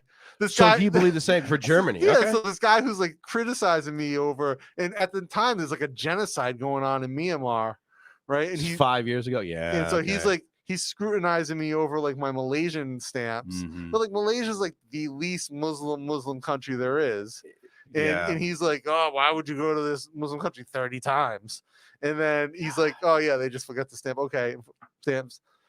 I go out and all the taxis in Germany are fucking Mercedes. Like, well, right, yeah, because that's a cheap car, like baller ass Mercedes. That's a Chevy. Yeah, basically, it's their Chevy. Yeah, exactly. Their Toyota. No, Corolla. BMW is the performance car in Germany, right? Yeah, I mean for the common man. So like I get into I see all these Mercedes people. I'm like waiting at the taxi stand. I fucking love this country. I'm waiting for a taxi. Yeah, and you think it's expensive? The guy's like, no, sir, this is a taxi. I'm like, no, I just want like a regular taxi. He's like, no, sir, this is a regular taxi. This is the shittiest one we make. Yeah, and so I get it.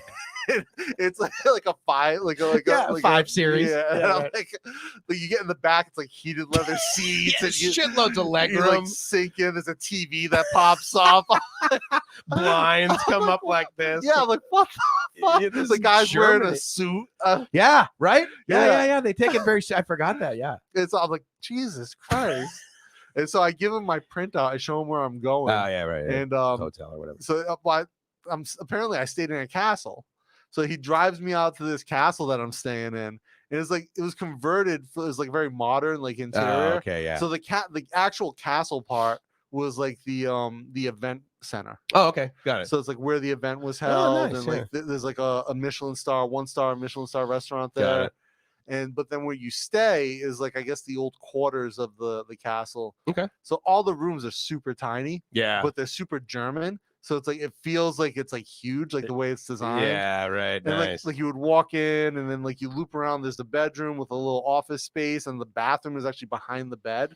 But it's this huge bathroom with like a walk-in shower. Oh wow. Yeah, it was really cool. But it was just crazy, like, to go in. And I remember when I checked in, they didn't have like my information. They thought I was arriving the next day. And then the organizer was still in Turkey. Okay. And so they called her and she's like, "Oh yeah, I messed up. Just check him in, whatever." You're like, "Look, I just basically escaped fucking Myanmar because they didn't stamp me in. You got to give me a room tonight." So the girl, so she checks me in, and then they're like, "Oh," she's like, "Oh, we know you don't eat meat or dairy, nice. So we've arranged with the restaurant to make special meals for you." She's like, "Just walk over and tell them like that you're getting the non-meat, non-dairy meal, and good to go."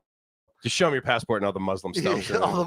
So I just like literally like that. I walk over and they're like, "Oh, like," so they're like, "Okay, no meat, no dairy." Like, I'm like, "Yeah," and they're like, "How about butter?" I was like, "No," and they're like, "Okay, whatever." Boom, like it comes out with like this whole spread of food for me. Right. I was just like, "Damn, nice." That's great customer service. Yeah, and just like he's like, "All right, the chef made this." Well, look, 1 Michelin star. That's not simple. No, you got to fucking kick some ass. I mean, you go through a process, right? And you focus on that to just get the star. But again, you can't have lousy food or lousy service, right? Yeah, there's street food here in Thailand with 1 star. Same with Singapore, right? It's the only hawkers place that has one of those. The first hawker that had. Here, where is it here? What's her name? It's a what is her name? Rotfi or Jetfi? But street food? Yeah, she does like a crab omelet. Where is it at? I don't know. I'd never going to eat a crab omelet. Really? Yeah. But it's like a 1,000 baht crab omelet. Well, that's pretty good. It's a pretty good deal. All right, so here's my story on the whole Muslim stamp or the Malaysian stamps. Yeah, I want to hear yours. So I pick up Gracie. So the only way I can get Gracie to basically near me, because I live in San Diego, is get her a Mexican tourist visa, right? Yeah. So she flies in, and we're gonna like stay in Tijuana. Right? This is before she had her U.S. visa. Exactly. Yeah. So we're gonna do that, and I'm just gonna commute. And so instead of basically driving, I'm going to drive another 10 miles, which will be across the border, and we'll get like Airbnbs, and they'll be nice, right? Yeah. So we're doing that anyway. So I to do that, I pick her up at the Tijuana airport. Pick her up at the airport, and of course, from the airport, if you don't know, from like literally the parking structure, you look out. On one side of it is the U.S. Right? So I'm like, well, you kind of made it close to America. She goes, "Oh, can we just like drive over there? It looks really nice and clean." I'm like, "No, unfortunately, we have to stay on this side." So it's like 2 a.m. because her flight was delayed. I pick her up, and we're basically the way it works in Tijuana, the streets are like really circular. It's really screwed up. And so I'm going in, but it's like I'm following Google Maps, which is pretty accurate, but there's no other cars. And usually in Tijuana, if you don't know where you're going, you just follow the stream of cars, right? Because there's shitloads of traffic, kind of like Bangkok. So I'm going in, and I see this one sign, and Google's like, take a right, but you know how like the map can be delayed sometimes? Yeah. So it's like not exactly. So I go in and I look up. We come over this hill, and I'm like, fuck, I'm in the lane to get back into the United States. Oh, shit. And I'm like, well, I could do this shit all day long, right? But I mean, I got Gracie with me. First time basically traveling internationally on this passport, because she's already been to a couple countries in South America. But I was like, great. So anyway, so we pull in. And I roll down the window, and there's, an American guy. And I rolled down. I said, points an AR-15. Yeah. Well, no, get this, right? So I roll down the window, and I say to him, I said, look, you know what? I took the wrong way. Yeah. And I'm like, can I just like make a U-turn? Because I got to go. And he's like, well, you a U.S. citizen? I said, yeah, I'm a U.S. citizen. I have global entry. I have all this stuff. And she says, well, what about her? I said, well, she's Filipina. And he's like, oh, that's no problem. Filipinas can get in here. And I said, she doesn't have a visa. She doesn't have a U.S. visa. So he's like, okay. He says, well, I tell you what, because it was like 2 a.m, right? Yeah. So yes, there were cars, but there were a bunch. He says, when you get up there, just explain it to the person. They'll have you go through secondary, and then they'll go through the thing. So as we're waiting to go up there, right, there's guys, and they have their dogs with them, and they're sniffing or whatever. And so Gracie's, she's a little apprehensive because, you hear things about America. Like, in other words, if you're a terrorist, you fucking die in a mall. Like if you're stealing, right? So she's like, okay, but we're doing okay. And I have a nice car, and I'm not worried. So we're about halfway there, and we look over, and the 2 officers come with the dogs, and they just walk right up to this. They just walk right up to this truck, open the door, take the person out, grab them by the back of the thing, put the handcuffs on, and walk them straight up. And Gracie's like, what the fuck? I am dead. And I'm like, no. I said, honey, don't worry. So anyway, so we get up there, hand him my passport, hand him Gracie's passport. And I said, now, much like a Thai student that doesn't speak English very well, they're shy to even do it, right? And to the point where you're like, wow, do they even speak English? It's like, yeah, they speak great. They're just shy, right? So she's got that shy thing going on. Americans talk faster, right? But again, this is San Diego, so it's not like New York or something, So anyways, I give him the passport. I tell him the story. I said, look, at all I need to do, I need to make the turn. I said, I'm living in Tijuana. I get the thing. I drive up University of San Diego, blah, blah, blah. He's like, okay. He looks at her passport and same thing. He's like, how come you guys have been to Malaysia? And I'm like, same thing. Well, it's a lot of Muslims there, right? Yeah. Like, there's a lot of Muslims in fucking Rancho Santa Fe too. I'm like, what the hell? I didn't say this, right? Yeah. So anyway, so we pull through. And so he says, oh, well, you have global entry. I said, yes, but she doesn't, and I can't. He's like, okay. So anyway, so he like does something with a flashlight. There's the next guy. He like takes us up with the flashlight. Come into secondary, and we pull in, and right in front of us there is a guy. He's probably in like a 20-year-old car, maybe. Him and his girlfriend are outside of the car in handcuffs, hood up, and all of this stuff. And so we have like, they put like a cone on the roof, which I guess like tells the guy like what he's supposed to do with the thing, right? So we get up there, and I'm expecting I'm going to have to pop the hood. He's going to do the whole thing, and then he's going to like take it.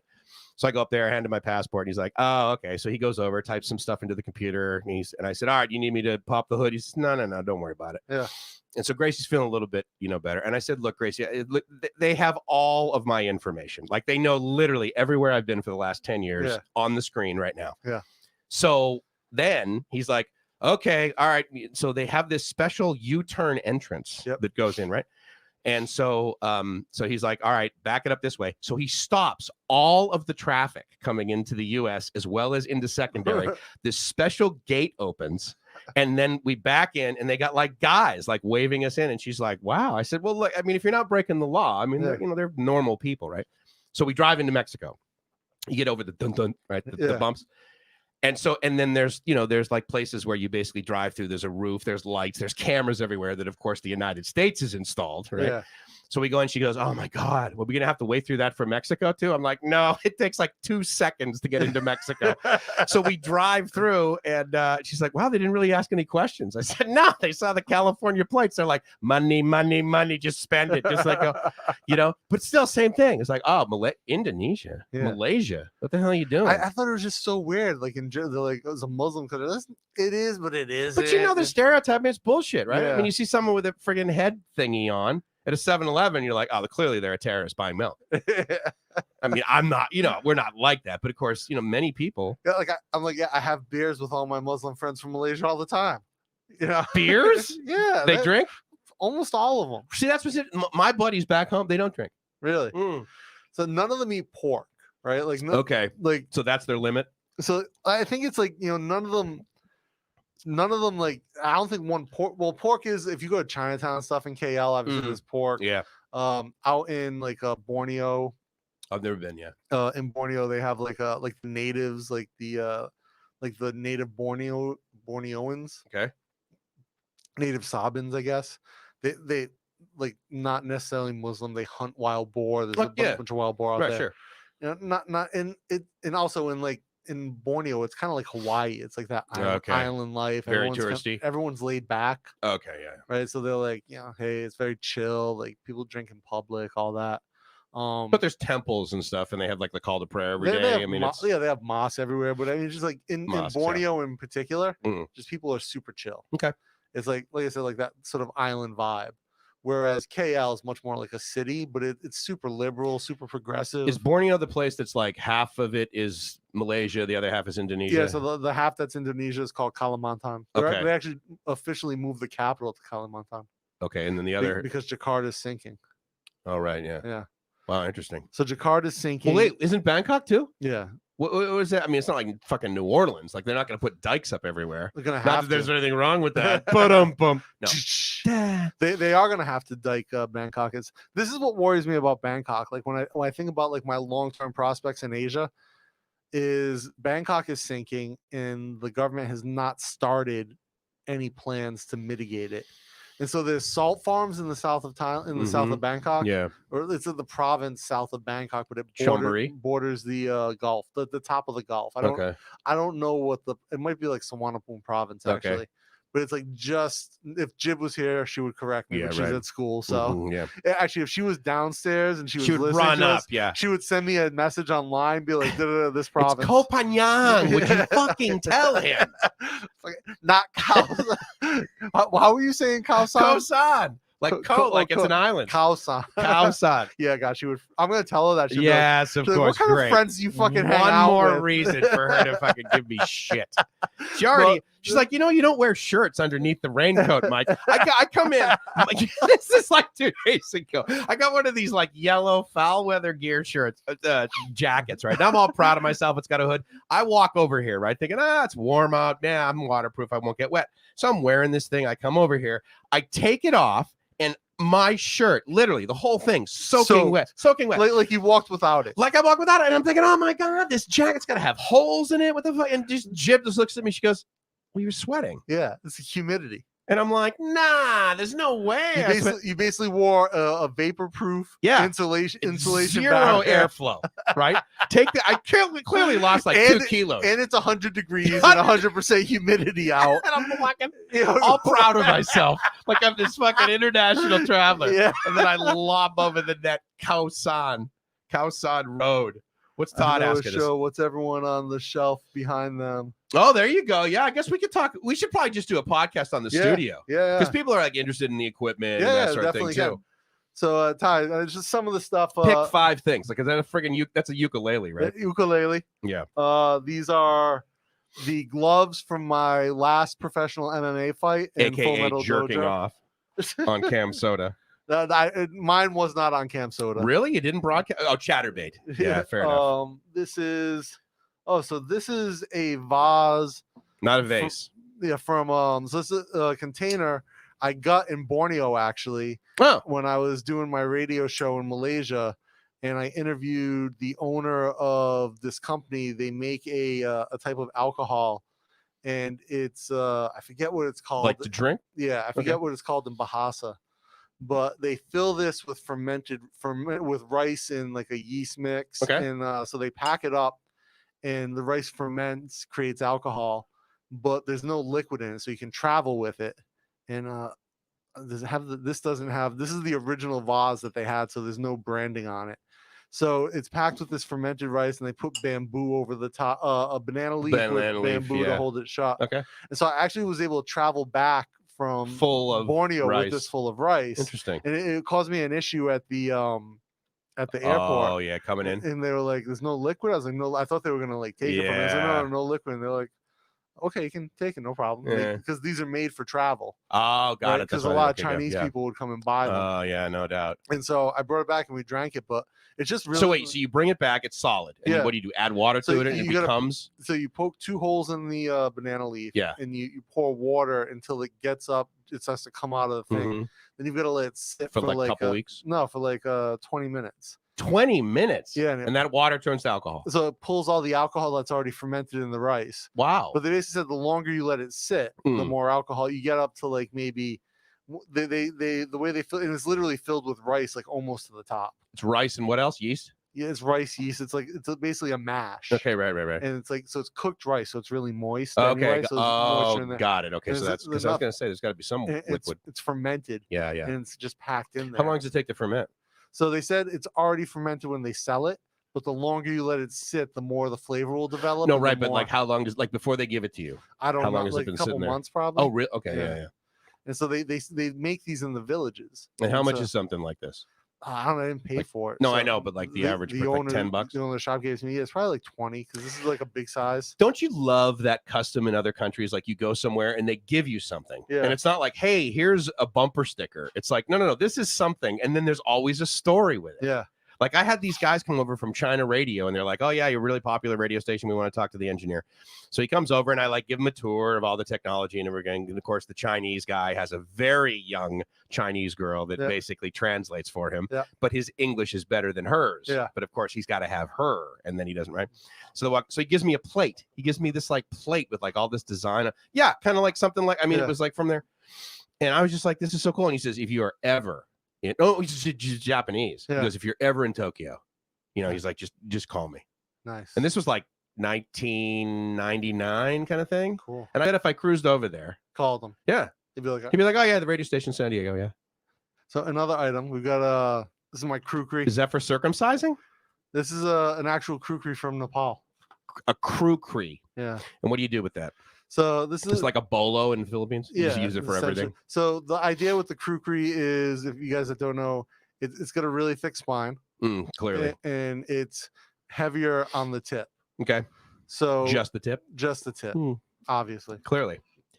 And so the weight of the tip carries the momentum. blade through. Nice. And this is what the Gurkhas carry. Gurkha. What's a Gurkha? It's a Nepali military unit for the British Army. Oh, okay. It's like special forces. Okay, got it. So this isn't for like, chopping down trees. You don't buy this like the hardware store. You're issued this as part of your job. Okay. So that's my. So what's it called again? Kukri. Kukri. Yeah. And it's given to the what? To the Gurkhas. Gurkhas. Yeah. Gurkhas run around with kukris. Yes. Clearly. And so this is a gift from my Nepali. Are they from Khosan? Dude, I gotta figure this out. So basically. I have one of these, and it is not the ceremonic version. Oh, my oldest pocket knife, like 20 years old. I love I don't know if you guys can see this in the camera, but that little dot, it's so just opens it. So helpful. I bought this when I was in the Army 20 years ago. How long were you in the Army? Not too long. No, but so you did like what's the minimum, like 40 years, and then you get the what's that called? So I got out early, but yeah, like 3 years I was in. What's that called? GI Bill, is that so if you do like the 4-year term and you get, or it's like 6 years, I think maybe you do 6 years and then they pay for 4 years of college. Whatever the enlistment is. Got it. But you didn't last. No, I did not. How was basic training? Fucking awesome. Seriously? Well, wait, you were 18? No, I was 22. Okay, so almost invincible. No. For basic training. I don't think I could have done it. I went from basic training to they call AITs. Where'd you do it? Where's Army basic training in the US? I went to Fort Jackson, which is like supposedly the easiest one. South Carolina. South Carolina, that's right. Okay. And then I went to special warfare school at North Carolina after that. Okay. But it's so much. It's physically hard, it's mentally hard, but it's a ton of fun. Really? Like if you enjoy had you been I had never lifted, I basically lifted like 2 weights my whole life. Yeah. One is to lift it and the other one is to put it down, saying I'm never fucking doing that again. But I mean, if you like show up and you have never worked out, like you've been buff your whole life, right? I mean, you've like always sort of been fit, trained, lifted, purposely exerted yourself. So what about guys like me that show up to that thing? They're like throwing up the next day. So like day one, you're running like 25 miles or something. No, it's like they give you a fitness test to get in. Okay. And if you fail that fitness, but it's easy. It's like you have to do 10 push-ups or 20 push-ups. I don't know if I could do 10 push-ups. 10 sit-ups. Yeah, but at 18 you could have. At 20 you could have. Okay, right. And then you have to run your PT test is like 2 miles. Physical training. Okay. But then you only have to run 1 mile for like the pre-test, and you can do it in like 12 minutes. Yeah. Okay. 18 to 20. Yeah, you're right. So and then you run at Jackson, you run up a hill and then back down, and so you get like if you can make it up. Learning how to it's not a big grade. But you get so it's not super difficult to run up. Okay. And if you understand a little bit about running, right? Like you want to push yourself as fast as you can up, and then you can actually like really get a good boost coming down if you understand how to run downhill. Okay. If you don't know how to run, you're gonna fuck your shins up. You're gonna fuck your feet up. Right. But you get used to it, and they do help you by making corrections and stuff. But, and this is in boots and fatigues and the whole. Oh no, right? you run in sneakers and shorts. Okay. Yeah. All right. But yeah, I mean, if you love like sort of shitty things, if you love like tough situations, you fucking love basic training. I mean, really, you just got to embrace the suck out of it. You know? Do people people fail? Yeah. What's the attrition? 20%? Not super high. I think maybe like 5 people. Okay. Like they call cycled out of my my basic. And again, obviously there's no draft. No, in my AIT, like maybe in my advanced training at Special Warfare School, only a handful of people didn't make it through. Mm-hmm. So it's not like when you're training to be a SEAL. No, where you're just like, no. guys. That's like 80%. Yeah, right. Yeah. I think they graduate. What is it? 8 people? I don't know, because I lived right down the street from where they train these guys. I mean, yeah, Coronado, right? Yeah. So I know a few guys who were SEALs, and then obviously because I was at Fort Bragg, I knew a lot of Special Forces guys. Okay. And like I have friends who went to selection. When I graduated, they asked me if I wanted to go to selection. When the DI drops and give you 20, you will. Yeah, I was on the booth of the tank hill. Yeah. So yeah, Ty Dorman knows the hill at Jackson. I can't imagine. I don't know, dude. I can't imagine. I mean, so after that, after basic training, did you like the whole process of like the whole saluting and I mean, do you have to like have tight bed sheets where you drop a quarter on? So actually, I got shit in the movies. I got in trouble for cheating my bed. So I was able to procure extra sheets. Okay. Not at basic, but at AIT. And AIT is like the school you go to after training, after basic.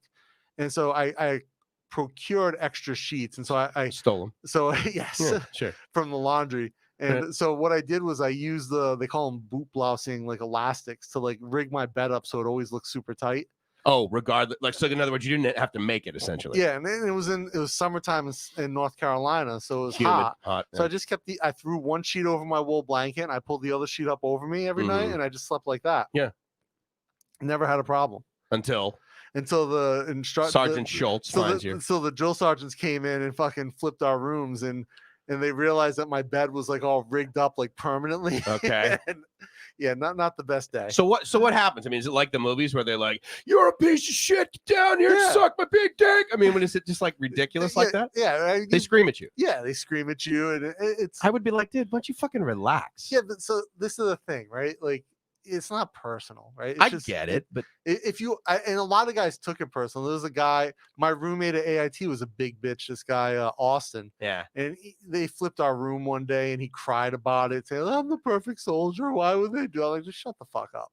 Yeah, I mean, I don't like cry. And like he's just mentally weak. And there was another kid who I was in basic with who cried every night that he missed his family. Wow. Yeah, it's like.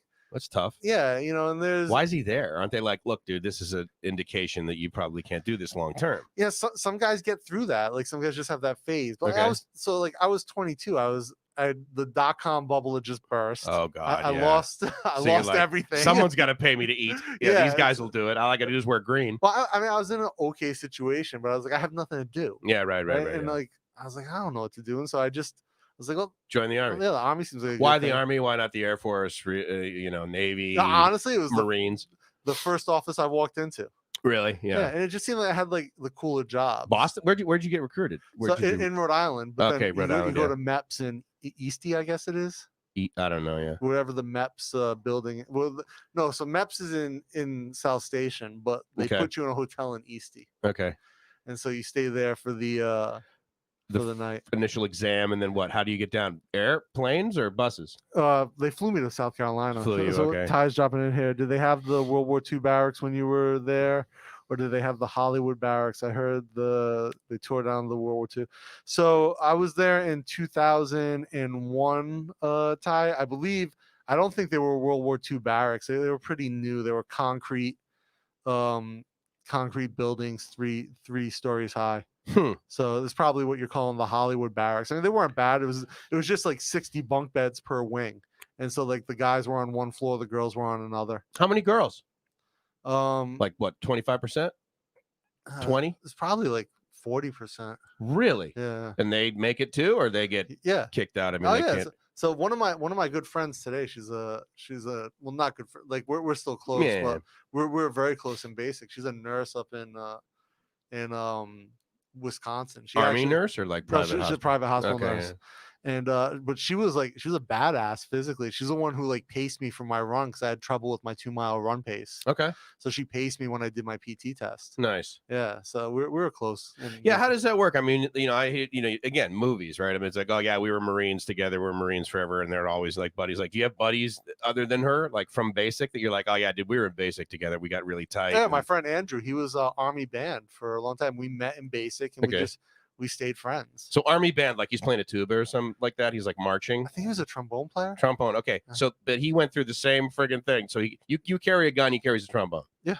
Wow, that's crazy. So, and my friend Kendrick, we weren't in basic together, but we're in AIT. He actually, I'm hoping he moves out here to Bangkok because he's dating a Thai girl back in the States. Obviously, he's frustrated with this. He lives in Boston. He's frustrated with the situation. We were in AIT together at Fort Bragg.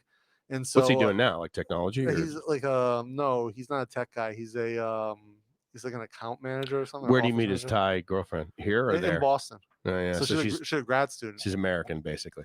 So she lived here her whole life, but she's a grad student. And oh, okay. So she's only been there like a couple of years, and she's just going. Okay, yeah. That was I was psyched that I met my Thai girlfriend in San Diego. It was very convenient, and then of course going here. But man, she was over there like 6, 7, 8 years, Americanized, focused on the material. So Kendrick and I were like super tight coming out of AIT. Nice. And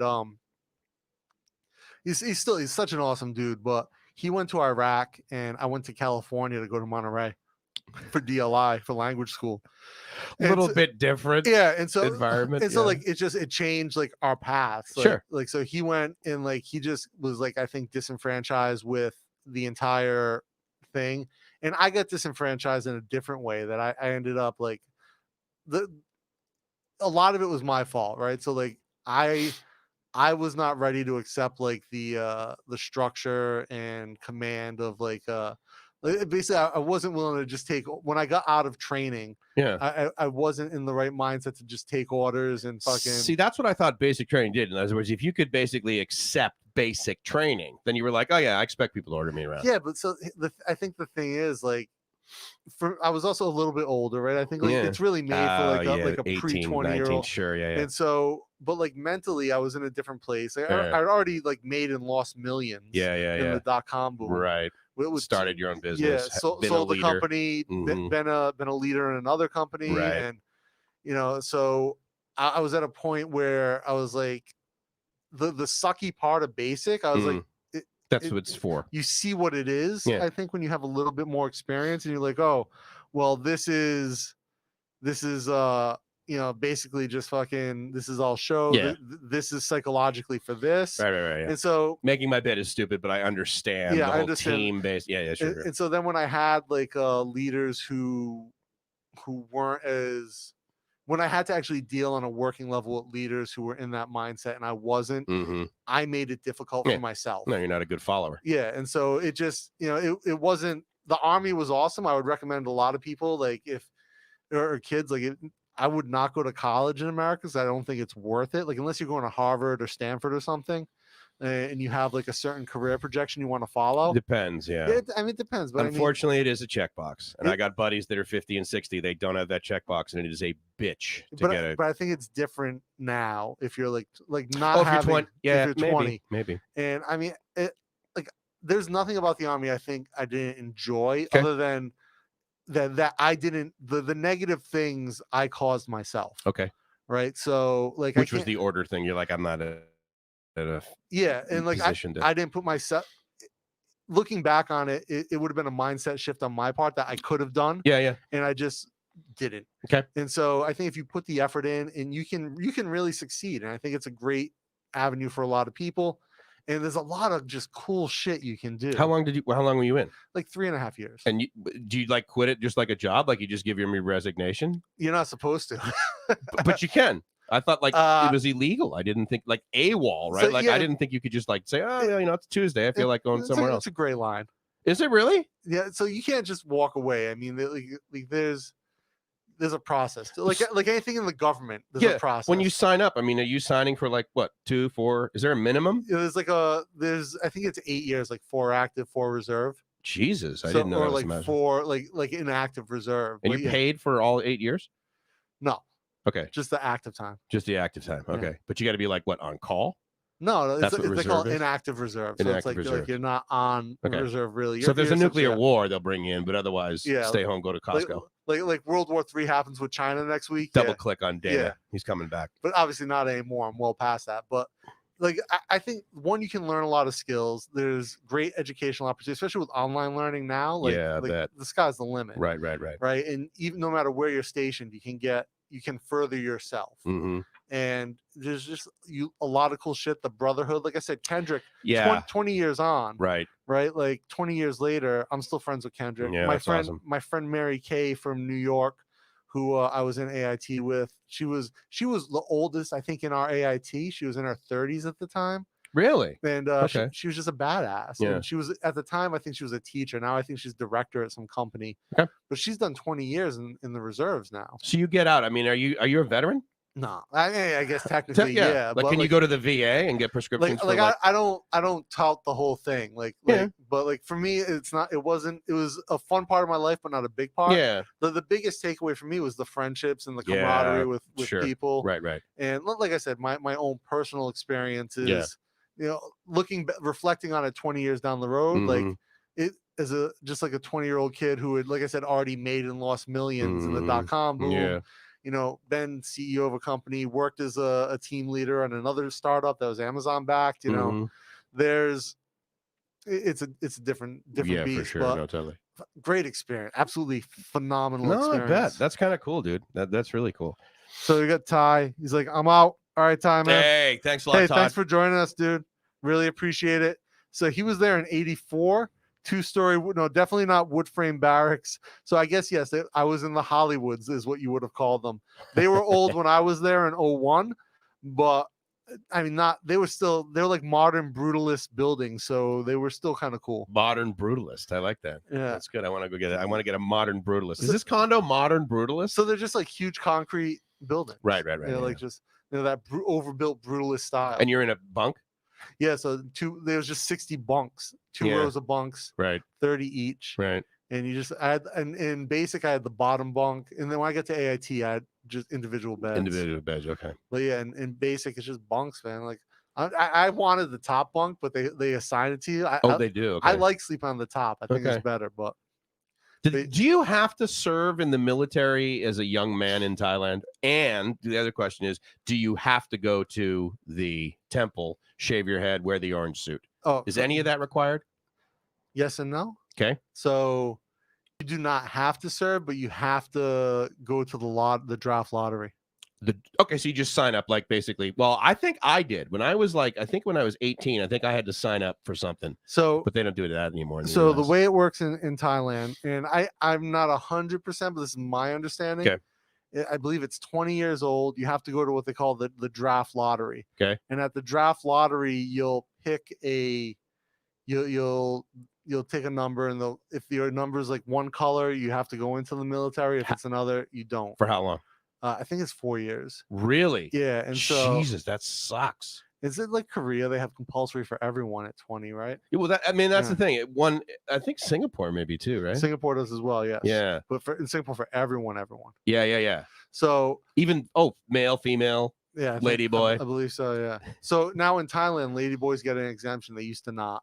That was a big thing a few years ago. Interesting. So I didn't realize in Thailand, so you pick the card, or when you're in high school or university, you can do like ROTC, and that gets you out of that lottery. And it's like 4 years, 6 years of ROTC, and it's like once a month training. It's reasonable. And you'll essentially be like like World War III. Double click on everyone who did ROTC. He's coming in. Yeah, so you do the ROTC, which a lot of kids do. Yeah, why not? If you're in college, you can exempt until you're out of college. Got it. But then you have to go to the lottery if you didn't do ROTC. Okay.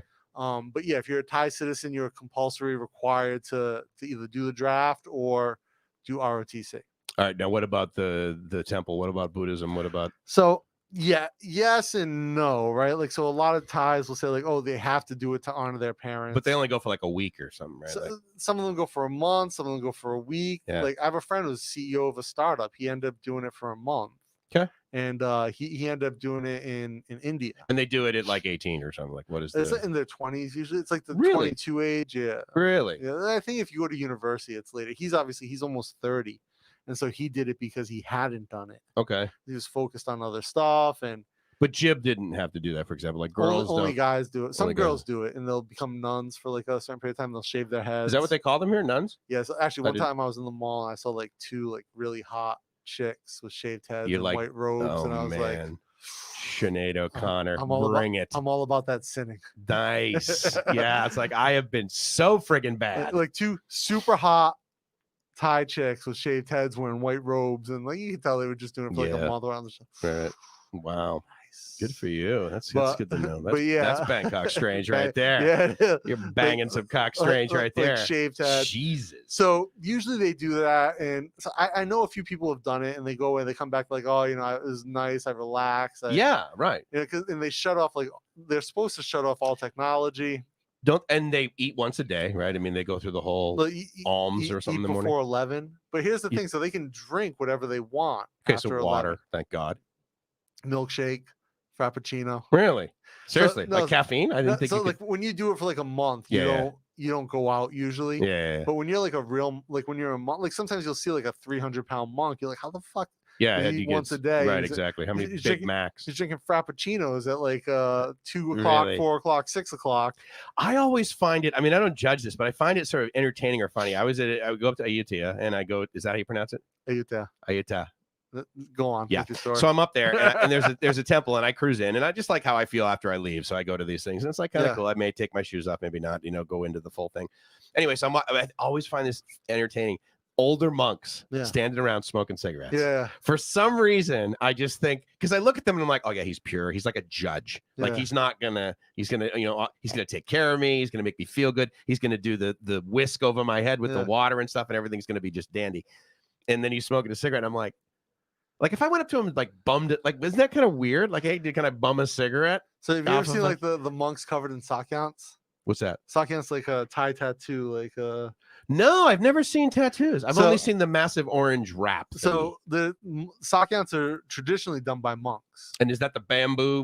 Really? So it's a metal bar, but yeah. Oh, okay. And so traditionally done by monks. That's why you'll see some monks, like certain monks, they're supposed to be very mystical or spiritual. Okay. Like I have, like the designs you mean are supposed to be. They're supposed to have like certain meanings. Like each one has like it'll give you power, it'll give you wealth, it'll give you pussy. Really? I'd love to see that one. You like move it like this and it like opens and closes.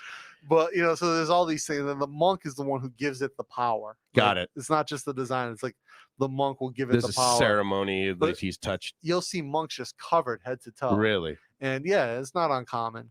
And like it's always funny to see like some completely blasted with tattoos, like on their face, like they'll do the whole chin thing, like head, face. Really? Yeah. I mean, there's levels of extreme commitment to everything, right? Yeah. Like, dude, that guy is the biggest fucking plumber. Have you seen how much sweat he does over the weekend? He's been sweating pipe like all fucking weekend. Laying pipe like a champ. Laying pipe, just like throwing it right out there, dude. But yeah, I've seen. I remember I was on the train. I saw this like 80-year-old monk. And he had just on the top of his head, like a huge sakyant, like right on the top of his head. Really? Yeah. That's pretty sexy, dude. I mean, but like you said, like these guys are the extreme levels of commitment at all levels. When I was considering shaving my head, which of course I should have done years ago, but when I was considering it years ago, I thought, what I should do is I should go over to Thailand and then not just do it, but like do it as part of like going to the temple thing. You could. I've seen foreigners. Like, how do you just like walk into a temple and say, "Hey, I wanna"? I mean, they don't speak English, I'm assuming. Well, they have international temples where there's maybe a little bit more acceptance of. Because I've seen foreigners at immigration in monk robes getting visa extensions. Yeah, it's like they're lying almost. I looked at that and I think he's bullshitting his way through this, right?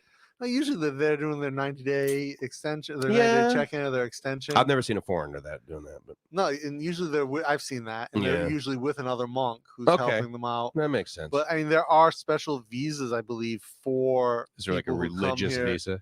People who come here for that. Okay, so it is a thing, and a lot of people do practice Buddhism. I know up in Ubon Ratchathani, there's a big international temple where people come from all over the world to go to practice Buddhism. Okay. Yeah. Now I know that we were to topics. One of the topics that I was curious about was the alms. How do you say that, by the way? Alms. So the alms that they do in the morning. One of my curious things is like, okay, I don't have any like vegetables with me, or can I like put money in this guy's bowl? So you could, but so technically, the would head, he be offended? The head abbot of Thailand has said, don't give cash to the monks. Okay. If they don't need it, give them food. Right. And that's how you pay respect. Now, some people would it be disrespectful if I did that? I don't know, because I do know that some people still do give cash to the monks. The Thai people. Yeah. Okay. But they're really walking around for food. So I get that, Yeah. but it's just like, dude, I don't have any fucking vegetables. So you give them like a Twinkie or something. I don't know.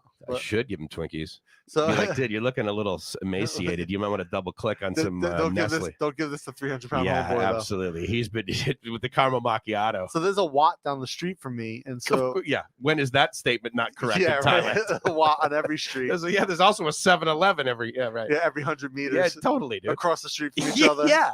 There's 5 of them on 93. 5, yeah. Well, that's how I know. Actually, it's funny. That's how I know where to stop to hit the button. 7-Eleven. Yeah, that's 7-Eleven. Yeah, and right there by 19. When you get really good, you can wait for the mini C, and then nice. Yeah, because I do write it. Yeah, that's true. Then I could double click on 21. Yeah, that'd be right just there. Jump off and straight down 21. Mm-hmm. But yeah, although I like it doing it 19 because right there in front of the 7-Eleven is that family that makes the fried chicken. The guy and his wife. Have you ever had that stuff? I don't eat fried chicken. That's true. I forgot about that. Do you eat? Is there fried tofu? Like, can you get like what on the street can you eat? I mean, other than vegetables. So it depends. So if they do fry tofu, but if it's a shop that also fries sausages, yeah, then it's the goo that goes. Yeah. So, but there's some shops that only fry like non-meat. So like I can get stuff there. But there's actually a chicken shop in front of the Tesco, the Tesco Express, that Jib likes. They do fried chicken, and they do like where that mini market is. There's like 4 or 5. So Soy 17 is where 7-Eleven is. Okay. Right on the other, like further up away from me. Yes. The next thing on the other side of 17 is a Tesco Express. Got it. So right in front of the Tesco Express at the far end, there's a lady at night who sells fried chicken that Jib says their chicken is like insane. Okay. And they do chicken wings, they'll do whole pieces, and then they do the flattened tenders where they like hammer out the chicken tender. Oh, nice. And they skewer it on a stick and they deep fry it. Yeah, that is just like super. I love eating on the street. And they put like, I guess they put like some tempura on it and whip it around, fry it up, boom, beautiful. Yeah, I mean, I like the grilled. I prefer that for sure. Yeah. But I mean, some of the food around here in the street, dude, is friggin' awesome. Where are we at? Are we at like an hour and a half, 2 hours? What are we doing today? We're pushing 150. Doing 150? Well, I mean, again, we're near 2 hours. Let's keep going. We'll go for I just wanted to make sure your DHL thing. He's not even here yet. So I say he's because of the rain, he's definitely delayed. Yeah. But it's not raining right now, right? No. Yeah, no, see, this is good. So here's the other thing that I was thinking about when we've had these guests in and they come in and that sort of thing. Like these guys that are living here in Thailand and working in the entertainment industry. Yeah. It seems like it's like just fell in their lap. Like they didn't go through the whole process of going to like film school or something like that you hear a lot of even in Southern California where people go out there to be a waiter and like but it's like no real professional training. So, well, David did have David, yes. Okay. He did. Bear, no. Yeah. So David went to, and I'll get into Bear in a second. Yeah, me, no. Yeah. 0. Right, yeah. Like the first movie I was in Thailand, like I said, they showed up at the gym and like, oh, you're here, good, we'll film. Yeah, let's go. Here are your lines. Right. Here's 30,000 baht. Go. And it was both in your first year for you guys. I'm like I've only been here like 9 months. I'm waiting 3 months from now I better get a fucking casting call or I'm gonna be like I suck. Well, I said now whenever they need a fat bald guy in a movie, it's true, they call Dana. I mean, I don't want to be stereotyped, as incredibly fucking gorgeous. Yeah, because that's tough. Lot of friggin' commitment. Yeah. I mean, I'm gonna have to put on makeup. We need a Brad Pitt. Get Mike Somerville over here. I mean, his pectorals alone could ladyboy the shit out of this shirt. So that would be just typecast. So David obviously studied psychology as an undergrad at BU. Yeah. And then went to New York, went to acting school, did the whole workshop, like the acting salon, all that. Wow. Struggled, read for auditions, worked as a waiter in New York City. Met his now wife, who was over in New York working as a waitress. Thai or American? Thai, yeah. Okay, nice. And he ended up just struggling, like really hustling. Standard artist. Trying to get by in New York. Right. Living in New York, which is a grind and expensive. Where was he? Was he living in Manhattan or friggin' Queens? Or? Probably Queens or Brooklyn or something. Because otherwise, I mean, you're just pissing through money. Bear was saying he spent $6,000 a month to rent his place. So. No, he did say it was big. Yeah. What was his phrase? I could ride a skateboard in my living room, kind of thing. And I'm thinking, okay, I'm sure there's a little bit of poetic license in that description. Well, when I lived in Manhattan, when I lived in the penthouse in Bangkok, I used to ride my skateboard upstairs. Really? Yeah. And you were paying what, 50,000, 60,000 baht? 60. Yeah, 60,000. So grand. Yeah. So I had like the whole roof, like so half the roof just open. I would ride my skateboard on the roof. 100 meters? 100 square meters? Like what? The apartment? Yeah. 130. 130. Yeah. That's big. But a little bit less than half the size of this place. That's real big. I mean, were you like, okay, if I move somewhere else, I got to have at least this, or was it like this is double that? Yeah, I know. Well, it could 2 floors, right? Double that. No, my penthouse was 2 floors. Oh, really? Okay. The top 2 floors of my building. And do you need? I mean, you have your full-on business. Your entire first floor is filled with sewing machines, obviously. So that's different. But I mean, I had like a 4-bedroom house. And I thought I had to have that with the 2-car garage, like we were talking about in the other thing. I just like, 1 bedroom. So we lived in the penthouse for like a year. You and Jim. Yeah. And it was an awesome experience. Like the view was fantastic. Like being like the top 2 floors. Customer service, I'm sure, was epic. Yeah. I mean, it is what it is. Click their heels together. Yeah. Like, you know, and if I was like, oh, my friend's coming, I just let them up with no issue. Right.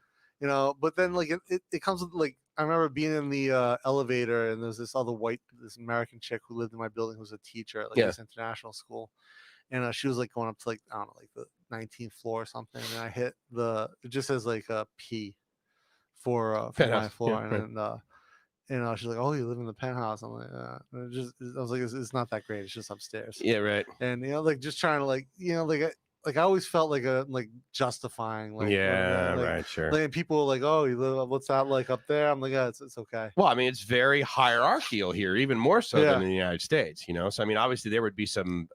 Did it say P or PH? Just P. Okay, because I remember like it was PH when I would stay at the somewhere in Vegas. It was where that shooting was.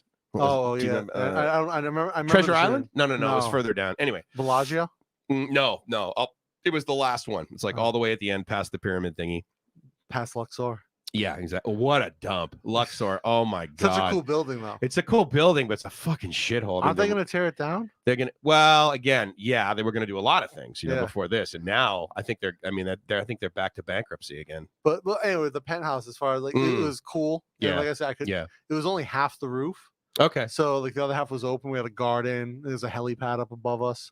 Did anyone ever use that thing? I went up to the helipad. I'm pretty sure if a pilot was over that, he'd be like, I gotta find somewhere else to land. It's not big enough. When you shit like, it was an old building, right? It was like a 25-year-old building. I'm sure they built it and then just never gave a fuck. Is it one of those 3 or 4 that are right next to each other on the other side of? It's right at Queen Circuit. Oh, so it's the others. Okay. It's one stop from Osok on the MRT. Okay, got it. All right. Yeah, that makes sense. But but the layout was kind of bad.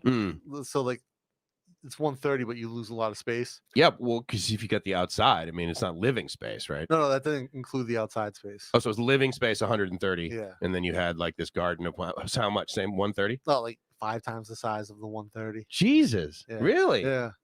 See, that would be like, I mean, I guess that's kind of cool, but I mean, did you use it much? No, because it's fucking hot. Like, yeah. So I would go out there. I would work out. I had my TRX suspended from the railing, so I would work out up there in the morning. Right. And or in the afternoon, depending. I go through cycles of sometimes like, oh, I want to work out early, and I'm like, fuck this, I want to work out. Sleep, yeah. I want to work out at night. It just depends on what my body wants. Right. And so I would go up there, and then I would go out there and skate sometimes. If I had friends over for bourbon, we'd like sip bourbon out on the night, roof. Right? Like it was breezy, no sun. Yeah, but so it was covered, and only half of it was uncovered. So like right outside my door was covered. And it was what it was, man. It was just and again, coming from the U.S., you're like, dude, this is $2,000 a month. Are you fucking kidding me? Exactly. Free. In New York, it'd be like, I don't know, $20,000 a month. In Houston, it would be still a serious money. So it's like I could see from Nana to Prompong from my roof. From Nana to Prompong. Okay, so 3 stops. 3 stops. Nana, also Prompong. Yeah. Oh, right. So 2. Yeah. 2 lengths. Yeah, and I think they're about a kilometer apart at that point. Yeah. Mandalay Bay. Thank you very much. Very good. Thank you, doctor. So I it was a dope spot to live. And we lived there because it was convenient at the time, right? Yeah, you weren't doing the sewing thing. Yeah, and then I started when I was there, so I had like 3 machines at one point. You're like, all right, we got to get a friggin' house. But also like my main client was right there, so I could walk to their office. That's why I was there. I wouldn't have lived there otherwise. Mm-hmm. And it was cool, and it was nice. It was just renovated, but it was an older building, so like water was really shitty. Fixtures were water pressure. Not just water pressure, but like a lot of rust in the lines. Serious? Like if you were like gone for like 2 weeks, you come home, turn it on, brown came out. Gone for like 2 days, and like come back, and turn it on, you're like, really? Yeah. I thought most of the buildings here in Bangkok, they were filtering the shit out of the water. So it wasn't. It was the lines in the building that they never changed, like in the unit that they never changed. Oh my god! Well, how do you rip that out? It's concrete walls. Yeah. So you hammer it out and you pull it.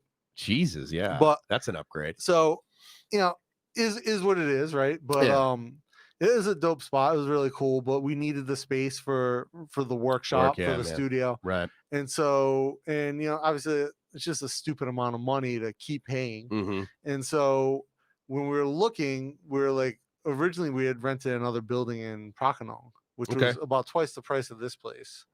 Which this place is almost nothing. This is the 35,000 for the other place, you mean? Yeah, so it was about 32. Mm-hmm. Yeah, you're like basically at about like 20, basically with electricity and water here. That's my electricity expense. Yeah, it's like 10K. Oh, that's right. You said it's 10. I thought it was 2. No, mine was 2. Yours is 2. Yeah. Mine's 10. So yeah. So actually, with the new compressor, mine's closer to 7. But... So all in, you're at like basically $1,000 a month. No, it was 800, like less than. Mm-hmm. Yeah. So, but the other place was like 1,000 just for rent. Yeah. And it was 3 floors with a roof deck, and it was so twice as many. This is 2-story. This is 2-story. Yeah. That was a 3 with a roof deck, and which I really liked the roof deck, and that was like one of the things I was really looking forward to. Well, you can get on this roof. You can. No, it's a pitched roof.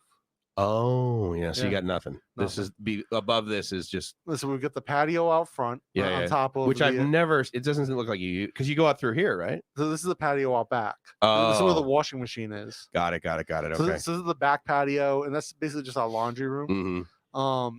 Out the front is my front patio. Yeah.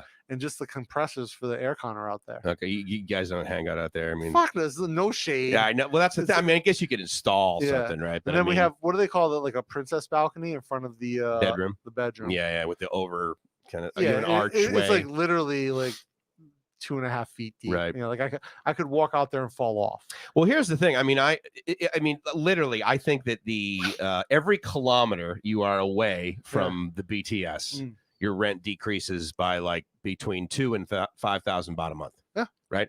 So, because I'm in like 58 square meters. And I'm at 12,000. Yeah. Right. And if I were to rent it today, I'm sure it would be significantly cheaper. Right. For sure. Because of COVID and everything. For sure. But additionally, I also like looked at it in January, took delivery of it basically in February. Yeah. So pseudo peak, season kind of thing. But yeah, I mean, I looked at places like this. My concern would be the noise. Yeah. Because I mean, you never know your neighbor. I mean, because they've got a garage right next to yours and stuff. So the guys across the street, the like laborers, they can be kind of loud. Yeah. But I took care of that. I remember you telling me the story about that. You're out there basically like lifting weights, going, look at my massive white muscles covered in tattoos. Yeah.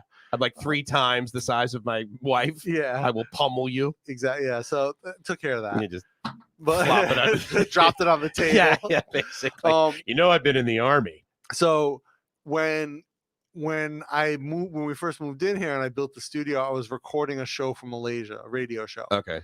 And wait, before that, were you traveling to Malaysia to do these podcasts? So that was a different network. Yeah, but you were physically going to I was going to other countries every month. Bringing remote gear with you, or going to studios? I bring the Zoom with these mics. Really? Yeah, and we would get hosted somewhere. And you would interview the local business people. Yeah, got it. They would put us in a room, and we would just my producer would set up. She was awesome. She would set up crazy amounts of interviews, and people would just come in every hour. Nice. I would take like a 5-minute break. Yeah. Like between interviews, drink some coffee, and bang them out. I used to love doing that, man. I mean, that was really cool, and having a producer. Yeah.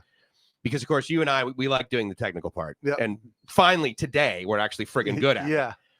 Almost. So we left the aircon on. That's true. Yeah, late 2020. Well, yeah. We also streamed to another fucking channel. Yeah, accidentally. Jesus. Sorry about that. I swear, Jeremy, I commented that out. The good news is he's well versed in deleting videos. Good. So at least he can do that because the technology. The problem is that he doesn't get a new key every time. And I've said anyway. The point is that I like doing that kind of. Yeah. You know, but after a while, it's like, all right, as long as I trust them, her, whatever, him. Then it really removes a whole lot of. I mean, you really focus on the interviews. Well, I had known her. Nice. I had known her before that, so she just gets it. Yeah, she gets it. Yeah. She's a rock star. Nice. And so she would set everything up, and I know I could just sit down. She'd give me all the names and the info beforehand. Headphones on, boom. Yeah. And I was versed. I was ready to rock. Yeah. And I would do 10 a day. Nice. And we'd be there for 5 days. Then I would go back to KL, work with the engineering team a bit. Get the episodes all set, record and re-record any intro stuff I needed to do. Okay.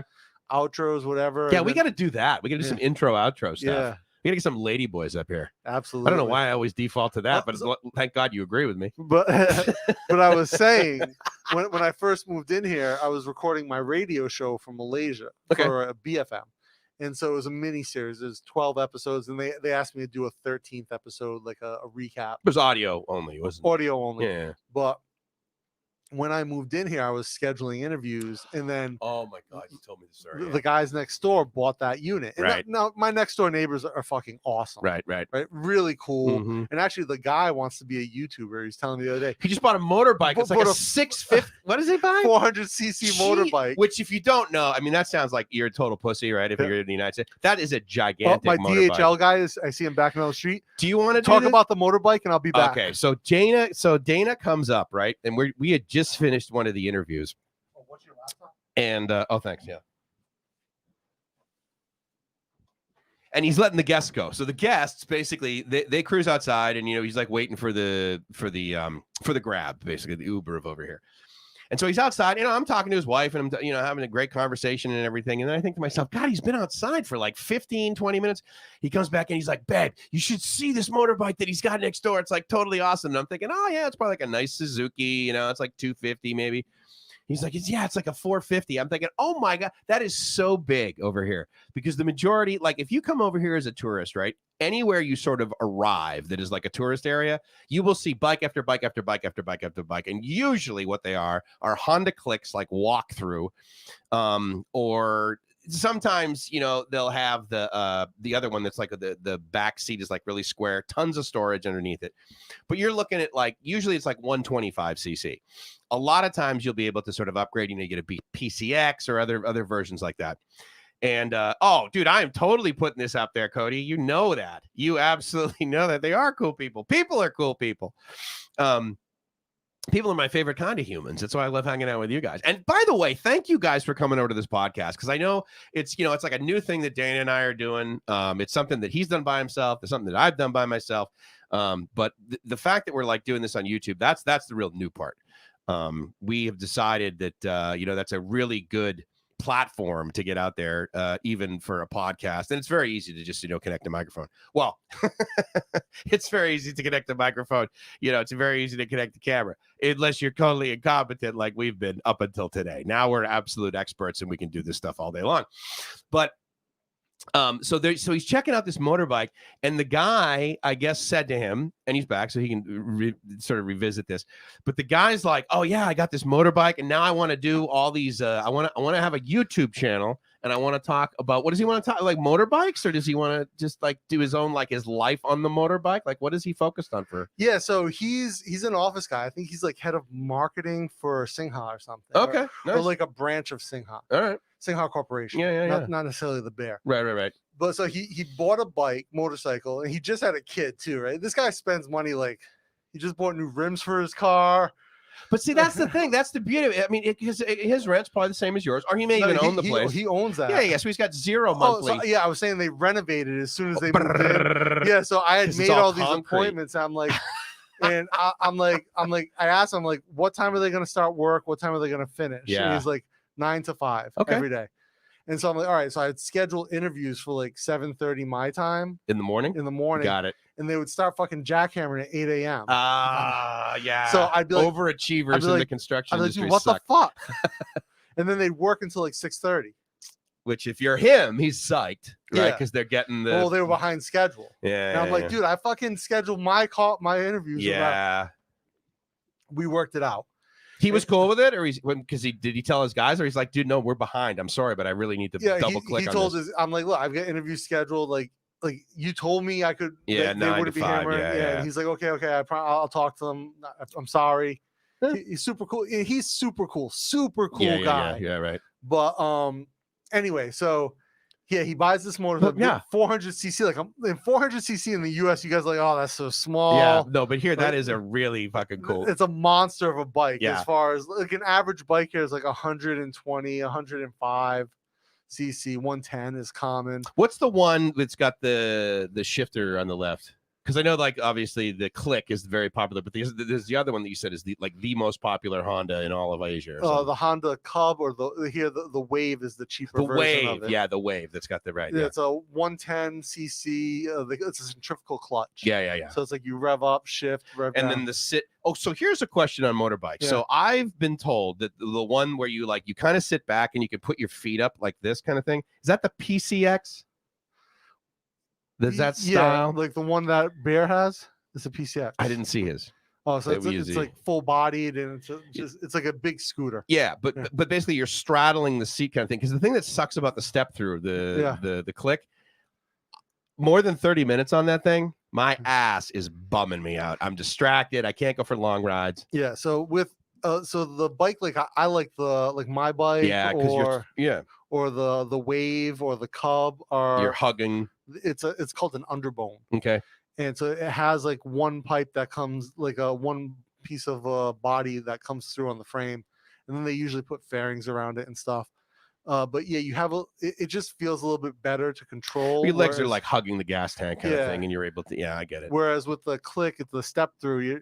I always feel like I can't control it that well. Like, it's a weird, because you push. The counter steering. Yeah, the counter steering. And obviously, thank God, they have flat tires, right? Because but I mean, it feels like you're really, you almost have to counter steer. I feel the same way when I have any step through. Yeah. I feel like the counter steering doesn't work so well. But yeah, so he bought this huge ass 400cc Suzuki.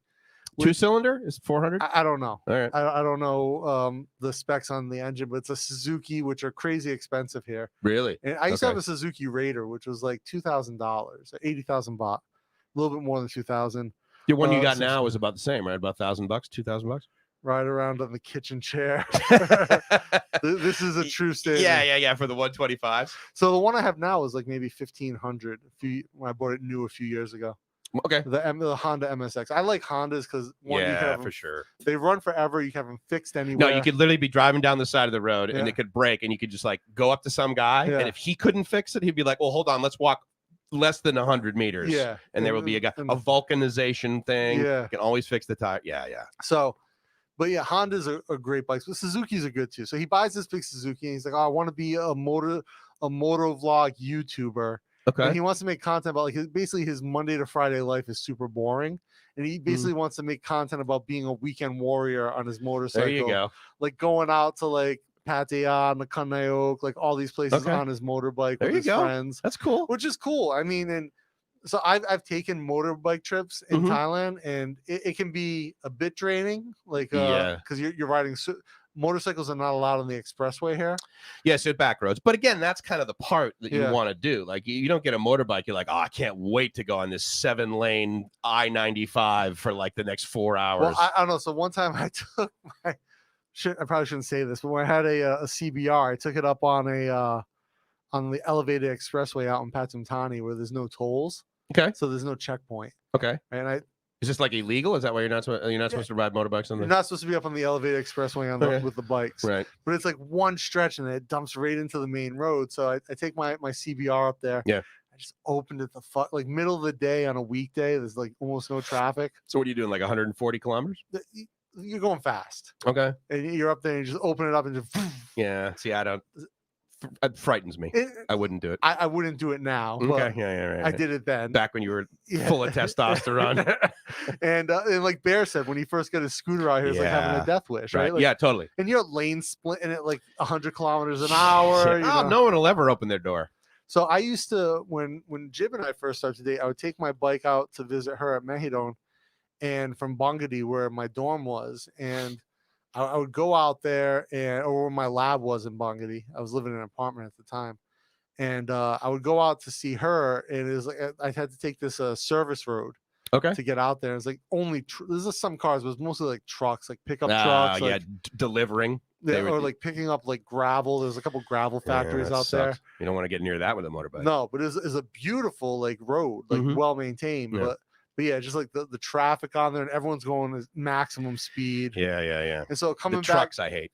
Coming back at night was sketchy a few times. Like coming back and like you're doing like 120 on the road. Yeah, you are. And then trucks are just blowing by you doing like 160. And all the dust goes right past you and into your if you don't have a full face helmet, dude. So I told you why I started wearing a full face, right? No. So when I first moved out here, I had an open face helmet, like a full head but open face. Okay. Like DOT over the ears, but not over the chin. DOT rated helmet. Okay.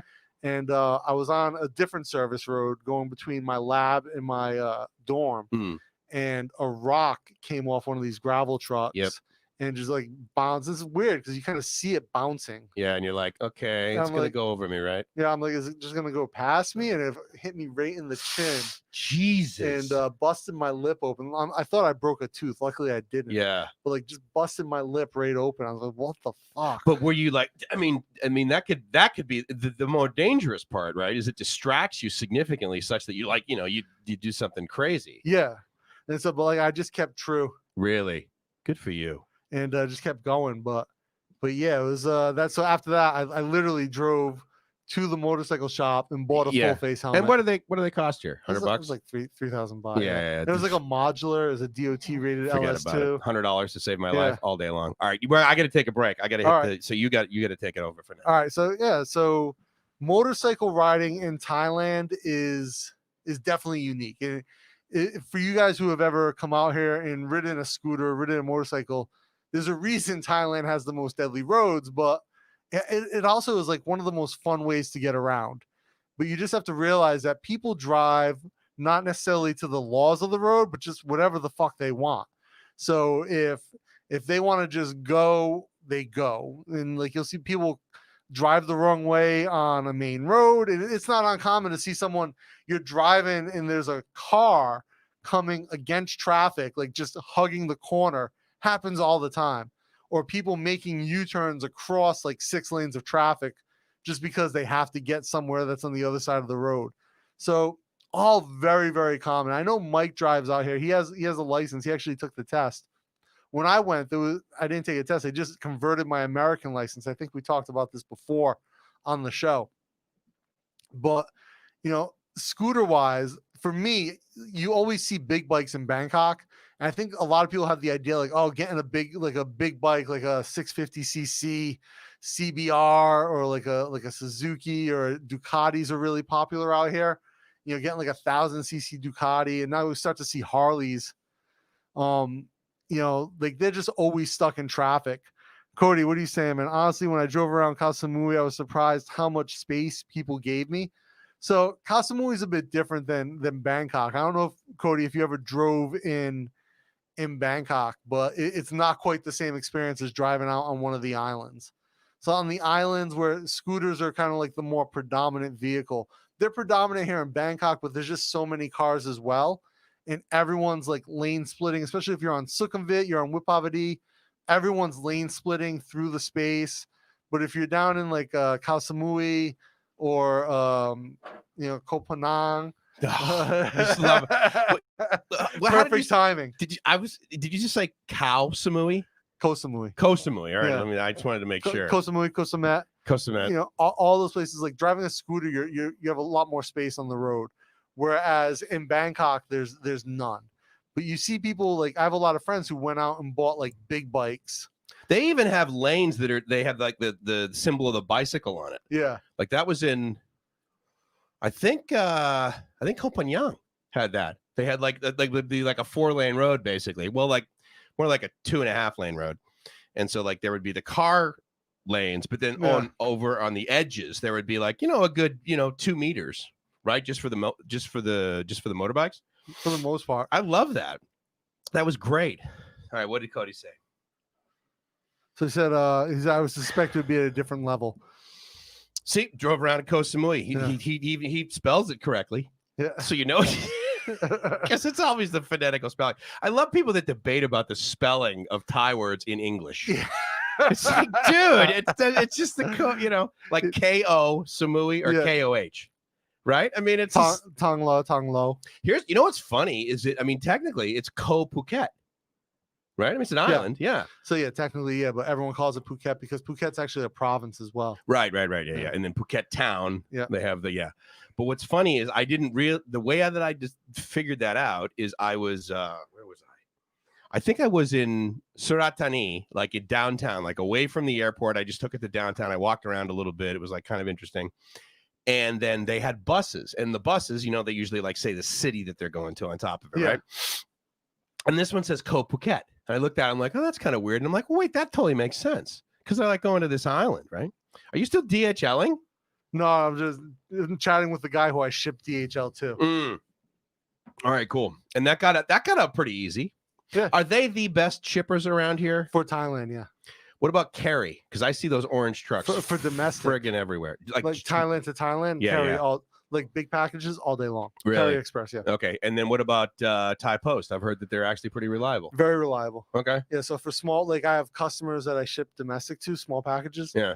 Thai Post. And because is carry competitive or are they always more expensive? For like bigger packages, so Thai Post has EMS. So we almost always use Thai Post for our customers because they're smaller things. Okay. If you have bulky items, or like you have a high volume account, then carry Express domestically all day long. Really? Because they'll come and pick up. Yeah. Like Thai Post won't drive to your house and pick up stuff, right? Okay. No, but there's a post office right down the street. So that's another thing. I mean, there's not as many as 7-Elevens, but there's Thai post offices friggin' everywhere. So the post office near here is it's a distribution hub.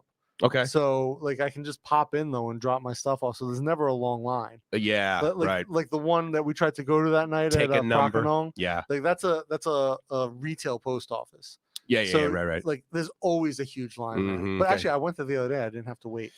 But and they were closed now. Normal and their hours are actually pretty. You actually corrected me on a live stream the other day because we were talking. I made the statement that the post office is open and they deliver 7 days a week. Yeah, but there's a caveat to that on Sundays. So it's post 6 days a week, like to my house, like to residential regular letters. Monday to Saturday. Yeah.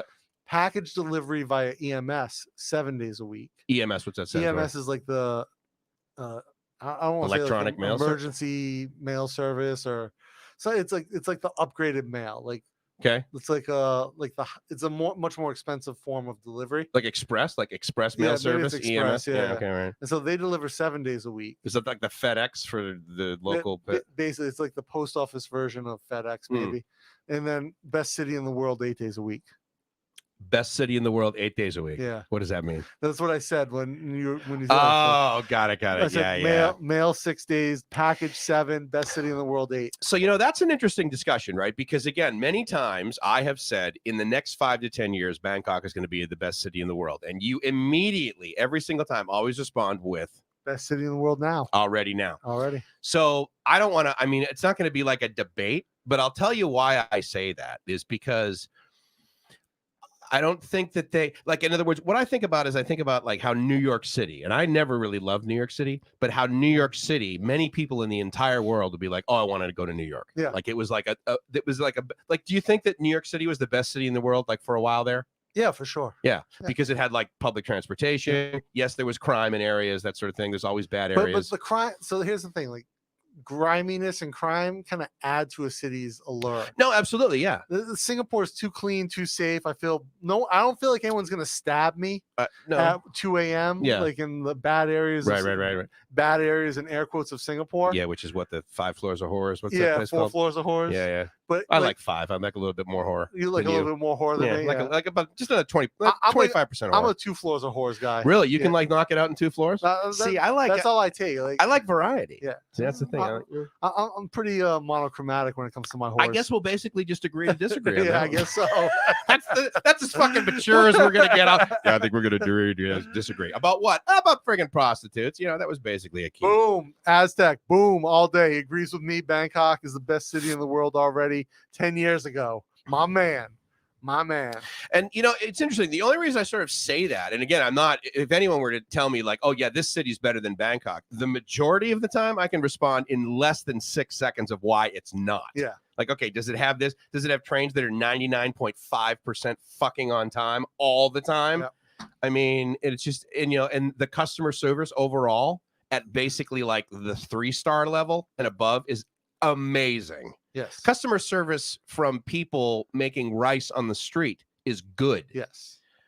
Customer service in the United States, especially in like New England area, not pretty great. Shitty. People are pretty assholes in New Yes. England. Yeah. Like, I mean, because I told my daddy, I'm like, fuck off, buddy. Okay. Yeah. What are you fucking doing looking at me? Yeah. I don't know you. You want coffee or no? Get you the fuck out son of line. of a bitch. No soup for you. I mean, there's a joke about that with Yeah. Seinfeld, but it's so very true. Like the whole like Northeast is pretty much like fuck you. Attitude. If you're not gonna buy none, get the fuck out of line. Yeah. Come on. What are you doing? I was thinking about this the other day. You've been in line for 20 minutes. You don't know what the fuck you want. You gotta look at the fucking menu. And a lot of fuckings. A lot of fucking. Like even with like little kids. But I'm in Penn Station. I go down to I take the train down to New York City for an interview. Interestingly enough, at WPLJ. Like you lived in New York City, right? So you like? No, I never lived there, but I've been through. Okay, so FM was super hit radio, and then the AM was where Rush started, right? So WABC, I think, was Rush Limbaugh. Anyway, so I go down there for this interview, and I'm at Penn Station. So I go in, and I gotta use the bathroom, like the stall, and I'm in there, and I'm distracted, and I'm like, you know what? And I'm in there maybe 10 minutes. Wham. Like he's got to use the stall more than I do. Like there's a public. I'm like, I fucking hate this city because that example of that behavior exists everywhere. Yeah. You are in my way and I need to get to do what I do. And then while I'm doing it, I don't give a shit how long I take. Yeah. And you're going to have to wait. I'll say this about customer service in Thailand, though. It's either really great or really bad. There's not much in between. No, and for the most part, actually, there are like in department stores and that sort of thing. It's really bad, but it's pleasant. So like they're adorable. They're just incompetent. Yeah. So the other day we were talking about like you asked Jib about is it okay just say is a response? That's what I hear. Yeah, because I say chai, right, basically, and I thought like the more friendly version. I heard her say that to you. It was like Yeah. So it's not necessarily. And your response was? It's not necessarily friendly. It's more informal. Informal, okay. Yeah, like even like I don't like. But that's not how you described it. You gave her shit massively. What did you say? Yeah, if you're a knuckle scraping Neanderthal with no friggin' penis. I mean, isn't that how you label me? I'm like, should I say? I'm trying to have this like really mature conversation with your wife. Try to friggin' impress her. Like, oh yeah, I'm actually not a jackass. I maybe was a bit more colorful with my description. It was awesome. She just looked at you like, again. Keeping it honest. Keeping it honest. That was just classic. But no, it is a very informal way to say, like, I'll always say like chai crop. Chai crop, yeah. So like I'll always give the affirmative or the negative, like my crop. No, yeah. But definitely like to me it's a bit frustrating because it feels in again, this is me not being Thai, right? It feels like a bit short to me. Like yeah, got it. Yeah, like put the effort into saying the word. What is the equivalent in the United States? Like if someone asks you something, you're like, yeah, buddy. No. But like, I mean, there's a sound, right? It's like, yeah. Yeah, it'd be like that to me. So to me, it's like a bit short. Yeah, and like I always I believe like the way you speak, the way you carry yourself, really projects, right? So you should be. And we just set the fucking example here in Bangkok Strange. We are just like, but I mean, you should use like descriptive language, and even if it's fucking motherfucker and shit, but you should use descriptive language and be and be articulate. You're not a big fan of the onomatopoeia. No, you're not going to use the sound. Whatever. No, so But again, that's me not being Thai, and I think like the average Thai person, like they would say that. And Jib says she says that, but very rarely. What? Yeah, like she'll say it like with me a little bit because I think she knows it rubs me the wrong way. I think, so I think just to keep me in check. Right, absolutely. Like I've never heard her say that with anyone else. Good point. Like not even her family, like her sister, no, and just her brother. No, brother, yeah. So again, I think she just does it to mess with me. Well, clearly she's psyched that I can't pronounce shit. She's like, you're probably just like, oh yeah, Mike's coming over. She's like, oh, I cannot, because I was really obsessed about school. I'm just gonna give this white guy so much shit. Wait till I tell her about Kosan. What island you going to this weekend? Kosan Road. See that? Unless you've been over here, if you've just vacationed in Thailand, you're like, why are you guys? Why is this like that? Because there are certain words that really they sound so similar. So Cody has a great comment here. There we go. When you start to read Thai, it becomes apparent how Thai is really pronounced, and this is true. Like the characters, when you start to read the characters, you do begin to get a sense of how the language is pronounced. I can't read all the characters. I can read just a few. Yeah. But it does give you a much more detailed understanding of pronunciation. Mm-hmm. And okay, that makes sense to me, I guess. Yeah, and because of the tone and pronunciation and the way, like anytime you see like English letters spelling a Thai word, it's just a guess. Yeah, exactly. Best guess. Right. Best guess at all. So yes. Definitely, if you want to, and I know that's what's holding my Thai back is my inability to read. Yeah. It's so weird, right? Because, dude, if we were back in the United States and you're like, yeah, we'll just go over and grab me that newspaper or whatever, and if someone says I can't read it, what's our immediate thought? So I think about this a lot.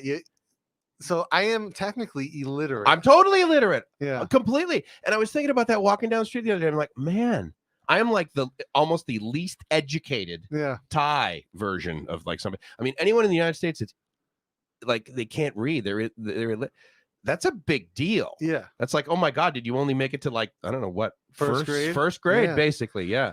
Because by second grade, you're writing shit. Yeah. You're handing in papers. Yeah. So yeah, and so I think about this a lot. Like, would I be comfortable being illiterate in the US? No. So why am I comfortable being illiterate in Thailand? Well, I think, in other words, if all I spoke was, if Spanish was my first language, I would feel pretty weird over here. But I mean, you can literally go to almost, certainly the ones that we would want to go to regularly, any country in the world, and there's English. Yeah. I mean, freaking Singapore, there's more friggin' English than... English, I think, is their Bahasa Malay is their primary language. Business, though, is done 100% in English. Contracts. Yeah. Same in, like, I can go to Malaysia and essentially go anywhere and not know. If I didn't know a word of Bahasa, I could still get by with English. Philippines. People are like, oh my God, do you know Tagalog? I'm like, no, because everywhere I go, they look at me and they're like, sir, you know, English. They like always get. And then the other reason, all the signs, 100%. How about where Gracie lives? So where she lives, again, they look at me. Yeah. Okay. And they're like, okay, clearly Tagalog or Visayan is not what he. So what's Visayan? Is that a different language? No, it's a very similar language. It's certainly tonally, it's like almost identical.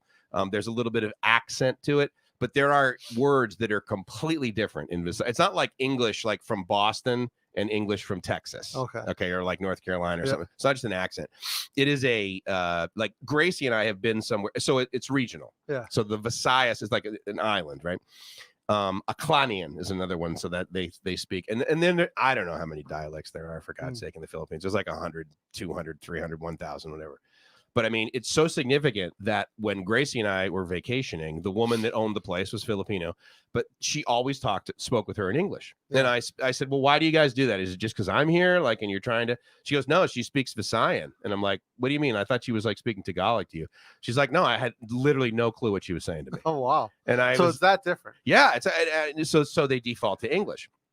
But I recently saw a contract. Gracie got this letter from a government agency, and it's just like, you know, you got to go to the court, like do these papers. We're doing this legal thing. It's just standard stuff. You got to love this. the appointment that the government gave her, so today is September 1st, but at the end of the day, she got the letter in August. They've set a court date for February 21st. I'm like, shit. Do you guys, so you think like waiting in line in the Philippines, like at the mall, is annoying? So they're booked that far out? Potentially. Now, there are some that are still closed. Yeah. There's a whole lot of quarantine going on over there. Okay, so I get that. But I mean, the entire thing was in English. Oh, wow. The government, so the contract. Yeah. I mean, so that was sort of interesting. But like where she lives, does everyone speak English, or is it pretty rough? It's pretty rough. Yeah. It's called the province, which I guess up here you would sort of refer to as the village. The upcountry. Upcountry, yeah. And yeah, I mean, so here I cannot communicate with her parents. Okay. And that's up there with the level of being bummed out that I'm friggin' illiterate. Yeah. It bums me out. And of course, she's like, oh my God, they wish they could speak English or whatever. And I'm like, okay, if we were in like Boston, I could appreciate that. But Jesus, I got to suck it up. I got to figure it out. That's one of the things about being here, right? Is like you get comfortable because so many people speak English. But then, especially in Bangkok. Yeah, in Bangkok. Even like up country, I mean, a lot of Thai speak English. That's actually how my Thai got better, because I was living in Nakhon Ratchasima. Yeah. And no way. Even when I lived in Pathum Thani, everyone spoke English for the most part. Oh, really? Very few people in Malese Village were speaking English. And this is like 5.5 years ago. So for me, when I think about it now, I'm like, all right, like, I really should push myself to do more, to speak more in Thai, so that if I go to the market or I go out anywhere, I try to speak Thai. And what ends up happening is they get frustrated with my Thai. Yes. And they just start speaking to me in English, or if I'm with Jib, like I can't go shopping with Jib. Look right at her, because I'll say something and they'll look at Jib and respond. Yeah. And I have to be like, here. Like, yeah. I'm your customer here. Well, same thing happens to me. The problem is that my girlfriend is Filipino. But they look at her and they start speaking Thai. Yeah, because they think, oh, dude. And then when we were in Vietnam, same thing. They look right at her, the Vietnamese, Yeah. Now, gratefully, her English is excellent. Yeah. Do you ever speak Thai with Jib here in the house when you're just hanging out? So it's gotten to the point where like I kind of speak like pidgin Thai with her. Yeah. So like there's things that we say to each other in Thai, and there's things that we always talk about in English. So give me an example. Like, I mean, is it just like good morning and stuff? So yeah, like when give me the sewing machine. Like at dinner time, like, oh yeah, gin khao mai. What's that mean? Like, do you want to eat? Okay. And yeah, try again, gin ka, and so I'll make food, or like all right, it tastes good, yeah. Like there's little things that we throw in, and then like she'll start to talk more and more to me in Thai, and I don't notice it. Okay. And then I start responding, and she's like, "Oh, you caught that? Nice." I'm like, "Oh, fuck." That's cool. But then like I don't catch what I actually said. Yeah. Well, and I'm sure business, right? Like if you guys are talking about, okay, like we're going to buy 10,000 of something, and then we're going to resell it for like 100,000. Like you're not that's the other. Yeah, we're not fucking around with Thai when. Yeah. And our business is our business, so it's like. Well, it's global too. There's a hell of a lot less Thai in your business, just because it's. But also we work from home. Yeah. And so it's like just us. Mm-hmm. And I probably actually need to hire someone. But it's to physically come over, or like to do stuff remotely. Yeah, probably to physically come over and That's work. Interesting. Yeah, I mean, again, you're producing an item, so I get it. They need to, yeah. We do outsource a lot of production, like our masks, like. Oh yeah. So like you buy them made. Small run mask. So we designed it. Right. So like we developed the pattern and all the kind of bells and whistles to that mask, and as well as like the construction methodology, but. So for large orders, like we outsource to local craftspeople, local tradespeople, and they have a factory full of sewing machines and humans and machines. So what happens is we outsource to they call people who sew professionally are called shang. Shang. Yeah. Is that a Thai word? Yeah, it's like seamstress, sewer. Okay. So a factory full of people sanding it. No. So it's not a factory. So, excuse me. The masks get outsourced to professionals, to shangs, to professional sewers. So we work with one of them that has a network of professional sewers, like industrial sewists. Okay. And so she does all the cutting, the pattern drawing on the fabric, cuts it, does what she has to do. And then she sends it out to her network. And they basically work from home. They have like pretty much the standard sort of lock stitch sewing machine like you'll see, Right. and most of them probably like that pedal style with no motor on the sidewalk that I see. Yeah, some of them probably like that. Some obviously will have like an old style clutch motor where it's like you gotta feather the clutch to control the speed. So fabric will be delivered and like everything, right? Pre-cut, like you said, Yeah. and then the person will just sit there and sew all day. They'll combine it, put it together, run it through. Here's why that is incredibly important to me. Yeah. Down the street from my house, there is one of these people with a sewing machine on the sidewalk. Yeah. As I'm walking to the market, so I think to myself, great, I'm going to bring my shit to this person, and they're going to be able to sew it because this has always been my experience. And I go up to them, and I'm like, hey, can you? And she's, oh no. She doesn't take. And I'm like, well, maybe she hates for, but no, clear, because I was always like, but they have these bags full of like things that they're making, and I'm like, well, she's probably just doing that for a friend. She can take time out to just like fix my jeans or something like that. No, she's probably that person. Yeah. So I had no idea that existed. She's working outside because it's cool. Yes, cool. Cooler Cooler than working inside. But so that's incredibly interesting. I wondered, I'm like, why? A lot of these mass production stuff gets outsourced to, and so like Shang is like someone who's like an expert at sewing, right? So they are like, they've been blindfolded. They've been doing it for 20, 30 years. And right. And then there's like different levels. Like you want someone who's going to be 100% accurate on the seam every time. Okay. Right? And someone who understands like their stitch tension and all of that. And it can be like this if you're just like making like a bag for groceries or something like that. Like, whatever, I'll just pay less and they'll do an okay job. Yeah. If you want like a shitty product, but like everything, ours come out. Yeah. We have it QC'd before it comes back to us, and then we check it again. Yeah, and then you send it out. I saw you doing that that was like about a week ago. Yeah. I'm like, well, why don't you just? And you're like, no, I got to check it. Yeah. So like everything I get, like if I outsource something like the mask, because we're doing just such volume on the mask, like I can't make them here. Right. Like Jib would be dead. I would be dead. Fingers would fall off. Yeah. But with like the bags, I make them all here, right? Because I've tried to outsource like the construction of the bag that I designed. Always disappointed. And people they look at it like it's going to cost more than it should. When your bags aren't $5. Yeah. And they're $100. $200. Yeah, right, exactly. So for a bag that holds magazines. Yeah, well, that one's like $100. But yeah, and I'm not giving him shit, just so you know. I mean, this is an incredibly well-made bag. The magazine itself, though, costs like $50. The $20, $25 each if you bought it in the U.S. Yeah, for the magazine. Yeah, so and it's just, I mean, there'll be like 30 each, and there's 5 of them in the bag. Yeah, this is like the aficionado of magazines kind of thing. So the bag that we're getting ready to launch, the EDC tote, it's our everyday carry tote bag for the Dapper Villains, is it's selvage denim. It's got a heavyweight chambray liner with pockets. You do the rivets for like extra, right? Like you sew and then you do another. Levi's jeans, effectively. Yeah. Right? So so it's double seamed, and then anywhere where there's a seam is reinforced with rivets. It's got a canvas handle that's split so that it wraps around the denim, and you stitch it on both sides. Right. Runs all the way down. It's actually sewed into the bottom part of the bag so that it supports it. It's got like a cotton rope in the handle to give it body. This is like a minimum 10-year item. Like you look at this thing and you're like, this will easily last. This should outlast the owner. Really? Yeah, in my opinion. 50 years.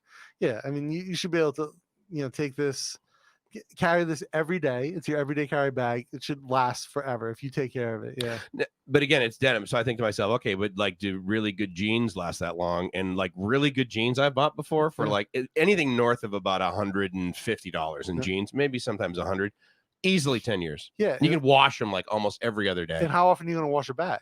Exactly. Like never. And you're not, and with a bag, like your legs aren't rubbing together. Like what blows out on your jeans? The crotch. Yeah. Well, I was trying to think about that because I guess the knees kind of, but I mean, again, that's based on the knees, the thigh, the catching crotch. it on something usually. Well, the knee wears out because it's always moving around your knee, right? But yeah. So, no, my 10-year-old jeans that I've had to throw away, like DDC Lab, those were an amazing pair of jeans. And the crotch. Yeah. And like the rest of the fabric, the fabric that's like down by the ankle. Yeah. I'm like, Jesus Christ, I could make a friggin' new pair of jeans if all the fabric was made out of this. So the denim that I use for the bag is probably heavier than the jeans you had. And it's a narrow loom selvage. Yeah. And then it's got a chambray line, like a really heavy chambray liner inside. Yeah. That you don't get that with, especially around here. Yeah. When you buy jeans around here. Yeah. Do you have a favorite pair of jeans? I mean, you're very versed in denim. Do you have a favorite pair of like, jeans? So obviously from an Americana perspective, Levi's 501. Really? Yeah, that cut. You really like that cut? You like the fabric? They're really well made. It's a lightweight. Now Levi's does a custom now, where you can get like a custom pair of Levi's with Levi's selvage, which I'm sure I've never had a pair. I'm sure they're fantastic. Yeah, I had a pair of custom jeans made. Probably, I would argue this guy's probably the best custom denim maker in the world right now. He used to be based in Bangkok. His name's Ben Villapena, and he's in Canada now, in Toronto. He's Canadian, and he moved back with his family. He has a wife and like a kid, and he has 2 kids now. He just had a kid, but his craftsmanship basically ruined me on custom denim, because the level of craftsmanship, the level of detail this is the reason we don't make jeans at Dapper Villains, because you could never duplicate. Well, because I'm not at that level to duplicate I know what the top is, and I've gotten custom made denim from other places. I've gotten like other high-end Japanese pairs. Yeah. Japanese jeans have been great for me. Nothing compared to like what he made. Right. Is still like just out of this world, like perfect all around. Custom jeans from that awesome guy, like what, $200, $250? Yeah, like $250. Yeah. What do you think about True Religion? I'm a fan of True Religion. I like the thick stitching. Now, see, I'm not a. Everyone likes their own thing, right? Yeah, I sure, like. right. So like, I don't like a flat felled inseam. I like an overlocked inseam. Like there's certain things I like, certain things I don't like. Baggy boot cuts. I like a straight. So because I have freaky legs, I like a straight leg, because my calf is so much bigger than my knee. Like if you look, you're. Oh yeah, that's interesting. Yeah. So okay. Usually, your bottom width on your pants is taken from your knee and tapered down. Okay, yeah. I obviously cannot do that. Yeah. No, it'd be like wearing stretch pants. Yeah, so my calf is so much bigger that I need to have my knee measurement done for my calf. Lululemon does not understand a body like yours. They're like, you are either going to walk around with camel toe and suck it up, or designer stitching priority number 1, Aztec. I don't know. I look for quality stitching, right? So for me, it's the stitch quality. I want to see a cotton thread. I want to see a 20 weight thread used for my stitching. And I actually like my stitching to be minimalist. So on like jeans that I have, like, so these are from a company out here that made these for me. These are my design. Okay. And it's made to my specifications, all the stitching. And you wear suspenders every day. I wear suspenders every day. So you have to have the 2 extra. So yeah, I punch these buttons in. Oh, you did? Yeah. They didn't do that. Okay. So I should actually probably change these to sew-ons, like cut off the punch-ons and sew some on. Because why? Oh, just because it fits. Like if I wear a vest, it fits better. Oh, yeah. Okay, that makes sense. It's not bulging like the extra. Okay. But yeah. So as far as like what I look for, I want quality construction. I want quality denim. I want narrow loom selvage. I like sanfordized fabric as opposed to unsanfordized, so it means it won't shrink. Oh, okay. Do you just like laugh your ass off at those like pretty much primarily Indian tailor shops that are like right on Sukhumvit, that sort of thing, or is it like you're like, yeah, okay, well, I mean, you're not going to get an awesome thing. Like you're gonna pay in 300 baht, big fucking deal. This is the thing, right? If you want a shirt made, they're all sending a shirt to the same place. Oh, really? They don't do it in the shop? Oh, okay. They take your measurements in the shop. They're clothiers. They're selling you fabric. Okay. Right, and then they send it somewhere to be made. They take your measurements. Hopefully, they do it right. Yeah, exactly. And they send it off. And so, if you pick fabric you like and you negotiate a price that's reasonable, you can have a shirt made here for 900 baht. And it's a decent shirt. It's good a decent quality. shirt. Lasts 5 years easy. Yeah. Okay. And most of these places are sending it out to be made somewhere else. Right? Yeah. So it's not a big deal. Okay, because one of the things I think a lot of people don't know about dry cleaning in most major cities is that at the end of the day, all of those clothes go to an enormous factory. Yes. And then they get brought back like the following day.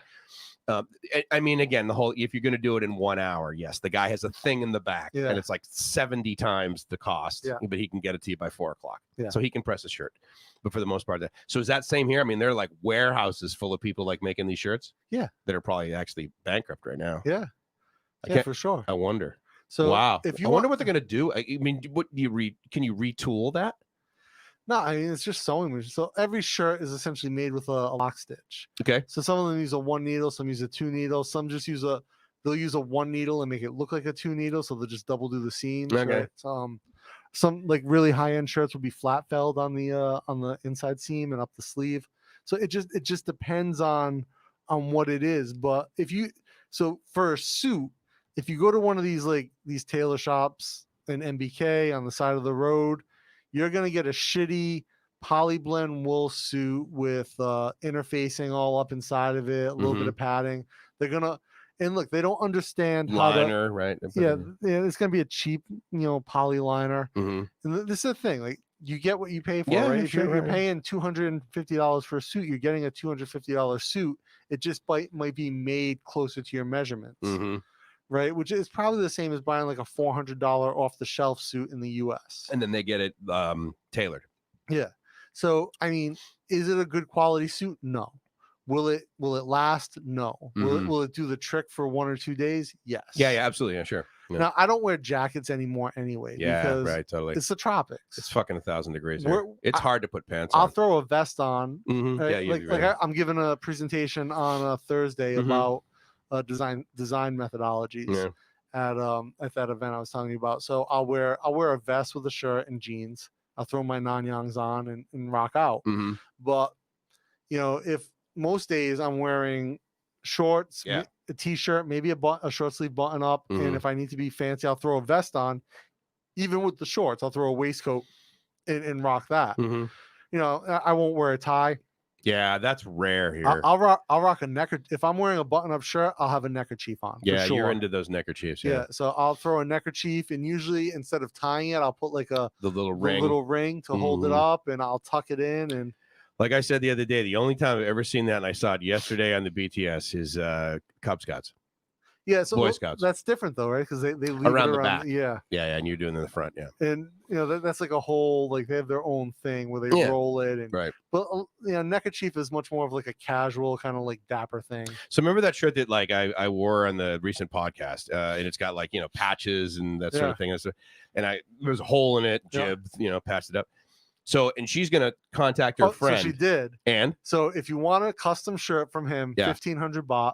Done. And you can pick all the fabric that you want out of my bin. See, okay, and what he's talking about, guy, or what we are talking about, is that I have this shirt, and it's got about, what would you say, about 6 different fabrics? Probably 8 or 9. Yeah, so it's got the collar is made of something. The inside of the collar is a different fabric, and each cuff is different, and you fold it over. The sleeves are the same on each side, but the front is different, the back is different, the pocket is different. And he'll patchwork different panels together for you from different things. So I'm sitting there down in his studio the other day, and he's got that box, as I'm sure many. Do you call yourself a seamstress? Is that no? It's not right. Sewist, I guess. Sewist. Okay. Yeah. So many sewists, I'm sure, have boxes of what do we call that? Like discard fabric. It's my offcuts. Offcuts. Okay. Yeah. And so I'm saying to your wife, I'm like, look, I got to be able to is there any? Thinking I'm kind of joking because basically she's like, well, how do you expect me? We're never going to be able to match the fabric. I'm like, oh no, sew it right on there, right over the front of it. You know?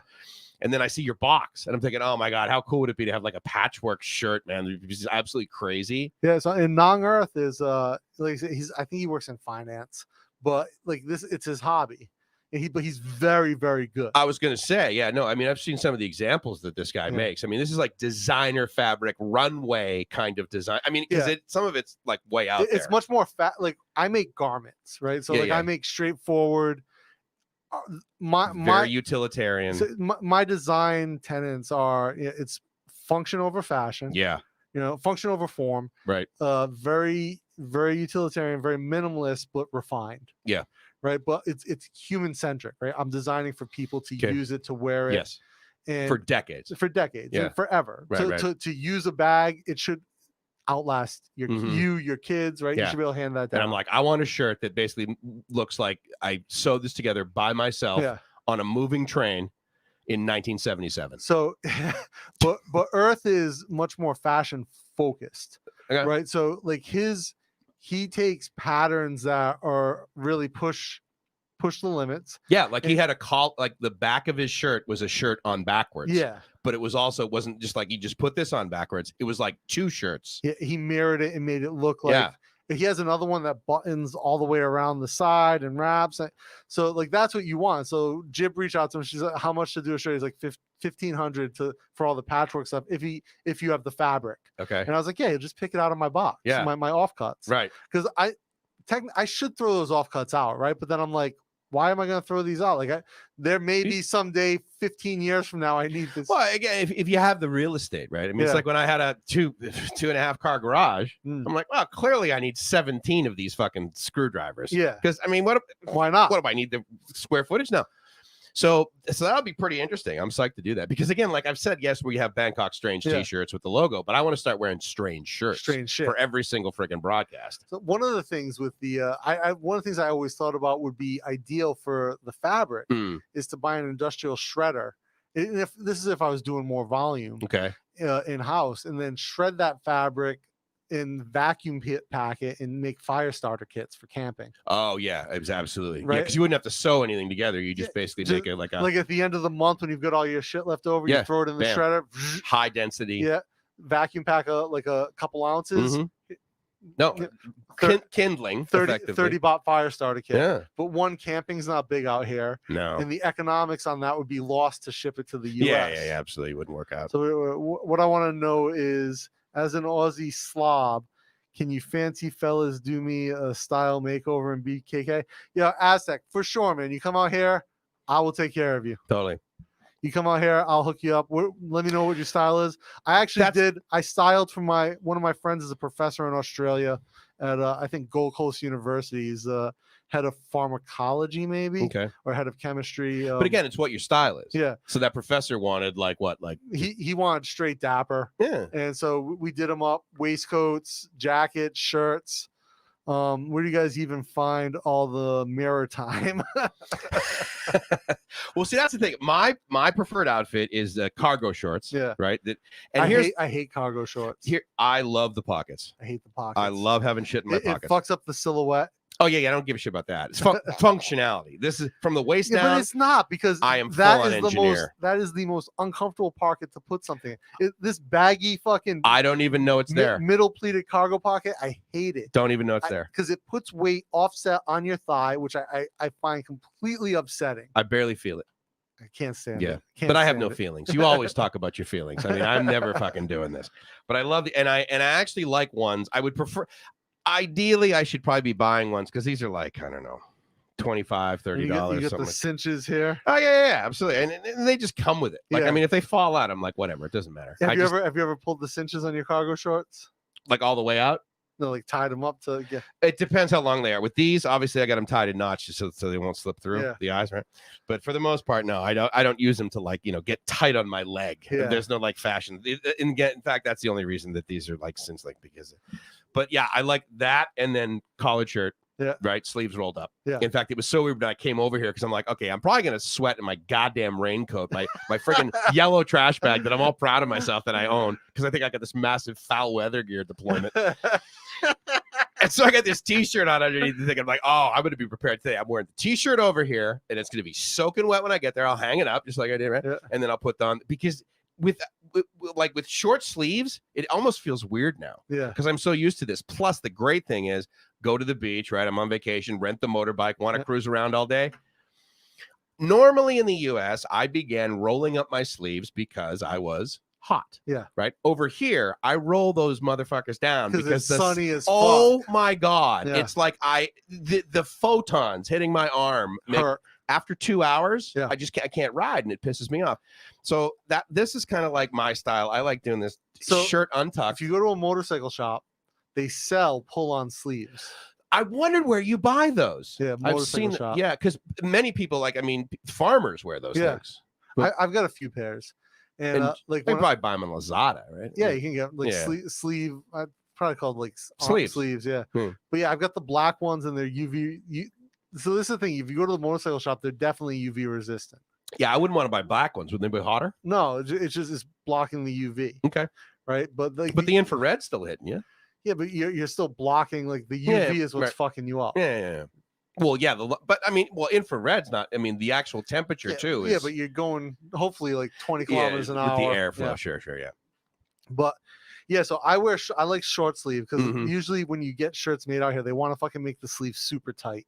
Yes, and that's the other. I got to talk because he's thin. Yeah, I'm sure he's like, oh yeah, Mike, it'll be fit. And we're like, no, dude, I want to be able to eat like 7 fucking donuts, and it won't even know. So this is like everyone wants to do it. One that saves them on fabric. Yeah, because they can cut 2 centimeters less. Yeah, I can understand. And that's their margin is on the fabric. Fair enough. Because they're making it costs 10,000 shirts. It costs nothing to make it out here. Right. So what like I just had 3 short sleeve shirts made. Right, I got the hidden button under the collar, so I keep my collar down all the time, which I like. I don't like the button that comes through. I don't mind. Well, this is more This is more New England. Yeah, right. It's conservative. So I like the hidden button. Yeah, keeps the collar tight. What about snaps? Never. Yeah. Never. I do like the hidden button. That's okay. But this is I think I probably prefer this. Actually, I like a club collar, which is a curved collar. Yeah. But they wouldn't do it with the hidden button. I'm like, what the fuck? Yeah, that's kind of lame. Yeah. So, but I like that curved collar, but I also like a wide spread. I'll probably do button underneath. You saw the shirt I had on the other day, right? Yeah. I mean, obviously that was just like a fall. Yeah. You did. But the nice thing is that like at the end of the day, it wasn't like flaring up like this. I friggin' hate those shirts. So the one thing I don't like is they really interface the fuck out of the collars here. Okay. So you got to wash them a few times to get that interfacing broken down. Yeah. Like we interface that patch behind your shirt. Like when I ironed on, we used a super light interfacing. Yeah. So like that feels natural right away. Totally. Whereas what they used for this shirt for the collar, and any tailor in air quotes will use a stiff interfacing to give it shape. So you as a sewist, why don't you just like? I assume to make a pattern you use some sort of CAD software, like on your iPad. I use I can hand draw a pattern. Yeah. And if I were to make a shirt for myself, I would just keep the pattern forever. That's what I was going to ask you. Like, why don't you make shirts for yourself? Shirts take a while for me to make. It's not something I make all the time. Okay. And I'd rather be working on bags, on jackets, on hats. Yeah. So it wouldn't be pleasurable to be a pain in the ass. Yeah. Like for me, it's like, I want to just have it done. I want 3 of them. And I can wear them. Yeah. And also I can get fabric selection there that maybe I can't get somewhere else. Like I can go to any fabric. Like I've got all my vendors, but I also go to all the fabric shops in Bangkok all the time. Okay, so these 3 shirts that you bought them from someone obviously that you trust who's made shirts for you before. Yeah. And so how long are they going to last? 5 years? Until either I gain too much weight or ideally keep losing weight. Okay, so 10 years easily. The fabric's good quality. Wash it at least once a week. So for me, I'll get to the point where a shirt will move from like an everyday wear item to like a more casual item. And that has to do with like how it holds up. Yeah. But this type of cotton should last me minimum 5 years. Okay. How much were they? Like 1,500 baht each? No, like 900 baht. Yeah. Really? And what did you do? Just like email the guy your measurements? No, so I went and I picked up the fabrics that they have. Really? Like this, and this. Okay, boom. You got to take me to that place at least. I mean, I want to do the custom deals with Earth. Is his name Earth? Yeah. As in Nong Earth. Nong. Yeah, it means younger. Everyone just calls him everyone calls me P me. Yeah. Like big bear, like older bear. Yeah. Right. Even older people who are older than me still call me P me because it's like an indication of size. Oh yeah. Okay, got it. But like Nong Earth, everyone kind of calls him Nong Earth anyway. It's like. Even I think his Instagram is Nong Earth. What would like a nickname for? Because I get Kun Mike, of course, a lot. For that's kind of like Sir, Mister, whatever. Yeah. But like, what would a nickname be for me? Like, what would they throw in front of the mic or after it? Oh, Kun is like the generic. Yeah, right? yeah, you're right. More Exactly. formal, but like P or Nong. P is older. Nong is younger. Lung Mike. Nung. Lung. Is uncle. Uncle. Okay. Okay. So you know how, like, for example, so you're 50, right? So like a 20-year-old, you'd be an uncle. Yeah, got it. Okay. In Asia, everyone's uncle, auntie. Yeah, kind of. Like auntie, Hawaii, like crazy. Auntie right. Yeah. In Spanish, you use amigo many times. Yeah. How you doing, amigo? Hey, my friend, and you hear these like Indian guys that are just learning English, and they always refer to you as my friend. Hello, my friend. Come with me, my friend. Did I ever tell you about? Accent, I was in MBK one day, and I'm walking around, and this guy, I forget what floor I was on, but I was walking past one of the tailor shops in India. Actually, they're usually Nepalis from Myanmar. Oh, is that where they're from?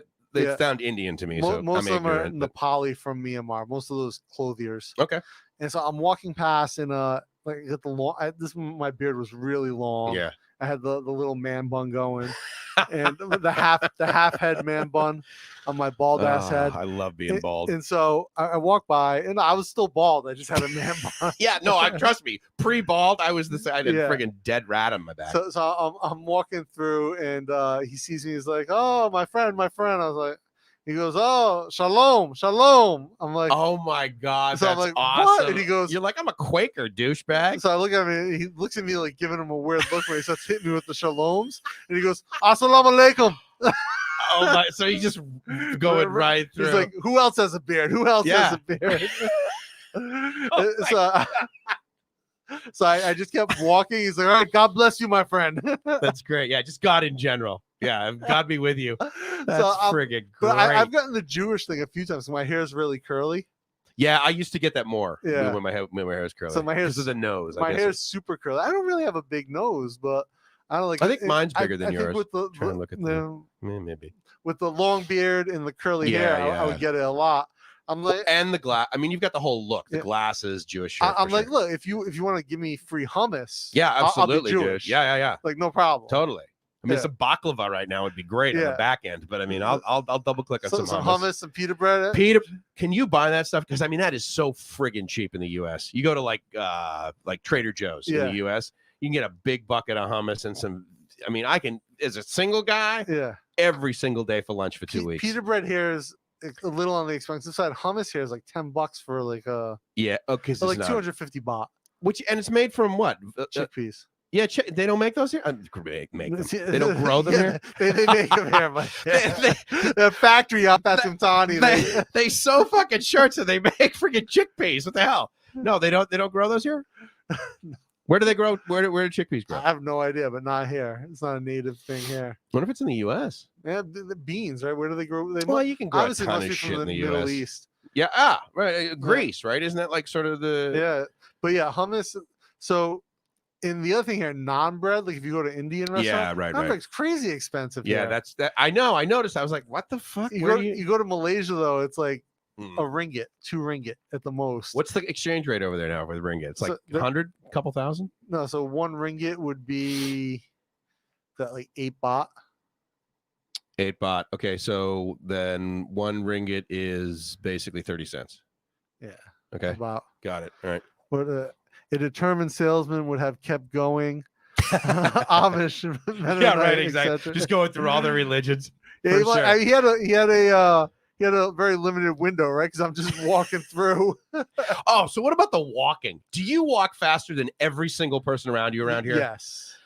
Here's the thing. I'm okay with that because usually you can go around. I don't know what energy I put out, but people in front of me, without turning their head, seem to know I'm behind them and always are moving around, walking in front of me. Here's the thing, man. Thai people walk slow. Yes. Right? And very, very slow. But it's part of that kind of sabai lifestyle. Plus, 2, it's 400 degrees here and like 1,000% humidity. Yeah. So if you walk a little bit slower, you don't sweat. Potentially. However, they also have a much less stride. Like I'm doing a meter easy every single, and they're like But think of like it's because they grew up in this climate. Yeah, right? no, I know. And so it was frustrating to me when I first moved here because again, being an East Coast guy. Oh yeah, boom. Get the fuck out! I'm gonna punch you out of my way. Get the hell! Boom! Field goal. But you're only 40 kilos. So, but here's the thing, right? Like they've got it right. Totally, because I see them on the BTS. Yeah, they were wearing a friggin' long sleeve cotton shirt, no sweat. Now, to be fair, I also wear my backpack on my back. Have you figured out a solution to that? Wearing a backpack on your back in Southeast Asia, not sweating. I don't wear a backpack. You don't use a backpack. I carry my tote bag. I carry the Dapper Villains EDC tote, which it will launch next week, and you can get it at dappervillains.com. Ladies and gentlemen, as well as probably shop.bangkokstrange.com. There'll be a link to Dapper Villains. Brought to you by Dapper Villains if you actually want some real clothes. Yeah, so that should... number three, short of legs, absolutely. They're sorry. And so, but I've tried that. I've tried the whole one, because at the end of the day, I mean, I'm a 50-year-old guy and I'm wearing a backpack. I mean, you look like I know. Like a douchebag. Trust me, it looks. So buy a Dapper Villains EDC tote. The one shoulder at a time. I cannot. Like the balance. You hold it. Oh, I don't want to hold it. Hold it. No. I want to be over my shoulders, whatever. So I don't. So a messenger bag, I'm not a huge fan of, again, because the unbalance. Mhm. So I like the fit of a messenger bag. Yeah. But like I used to be a bike messenger, so it's made for like riding a bike and, and quick on access. one side, sure. I don't like backpacks for a number of reasons. Primarily, which I find it looks a bit kiddish. Yeah, no, totally. And two, when you're my size, yes, and you wear a backpack that you buy in Asia, right. it looks like you have like a little dot on your back. Right. Well, see, but with mine, it's like I have, so I have the lap. I mean, usually my backpacks, I'm at a minimum of 5 kilos. Yeah, just so like cruising around. Aztec, I'll type it here. It's yeah, put the URL in there. dappervillains.com. Do the HTTP so you can just double click on it. That's weird. What's that swirling thing? I've never seen that. Is that some new feature coming from? No, that's I have Grammarly installed. Oh, got it. Checking my man, their ad campaign. How much did they spend on that fucking thing? Every single YouTube video, Grammarly, right in the beginning of it. I love. I've been using Grammarly for years. I'm surprised Google hasn't bought them. I mean, Worldly was Google integrated Grammarly into Google Docs last year. Okay. And so I think an acquisition's probably not far away. But because Worldly is what became Google Docs. Yeah. Right. They bought that. And I mean, for Rung Ninja Turtle, absolutely. Right. No, totally. And look, I know that it is the least stylish. And it makes me look like I'm an old student. Yeah. Like I'm trying to be young kind of thing. So I get it. It's a drag, but it's incredibly functional. Because I can do that. I can get on an AirAsia flight. I can get on a friggin' boat. And then I can get on my motorbike. And then I can go. And I can walk, too. Yeah. The problem is, because, I carry around the mobile broadcast studio. So real quick, Aztec, the shop is not open on the Dapper Villains website yet. The bag will launch, hopefully, in the next week or two. And we'll have that up. But if you go to therake.com or Uncrate Supply, you can see our masks that are available right now. Can he go to like dappervillains.com and sign up for the newsletter and like he'll get an email when it comes out? We do have a newsletter pop up. It should be active. So you can get on. He'll get a notification. If you go to the website, you should be able to see everything. Now he lives in Australia. Is shipping a bitch over there? Or is Shipping's crazy expensive to Australia. I thought it was. Yeah. Unless you wait like 45 days, they'll take it on a fucking boat. I had an Australian customer. It cost like the same package to send to the U.S. from Bangkok. It was like $22 to the US, $105 to Melbourne. Same time, like basically a couple weeks kind of thing. No, so it's like, well, DHL is my only option right now for. So it's like 4 days. Yeah, like 4 days shipping. Yeah, and but even with Thai Post is when they have airmail internationally. Do they? If you not right now because of flights. Yeah, I can't send postcards. So October 1st, that might change. Oh, nice. With the Phuket of the project,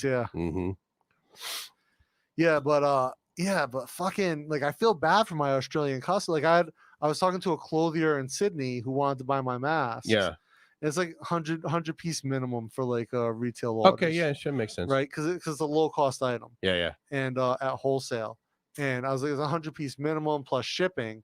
And when I looked at, I just jumped into my DHL account. Well, I have the portal right for the business account, so my pricing's a little different. I had one of those, and I jump in, I do the weights out and everything for like 100 dimensions to Melbourne. I'm like, it was like 100 something. It like doubles the price.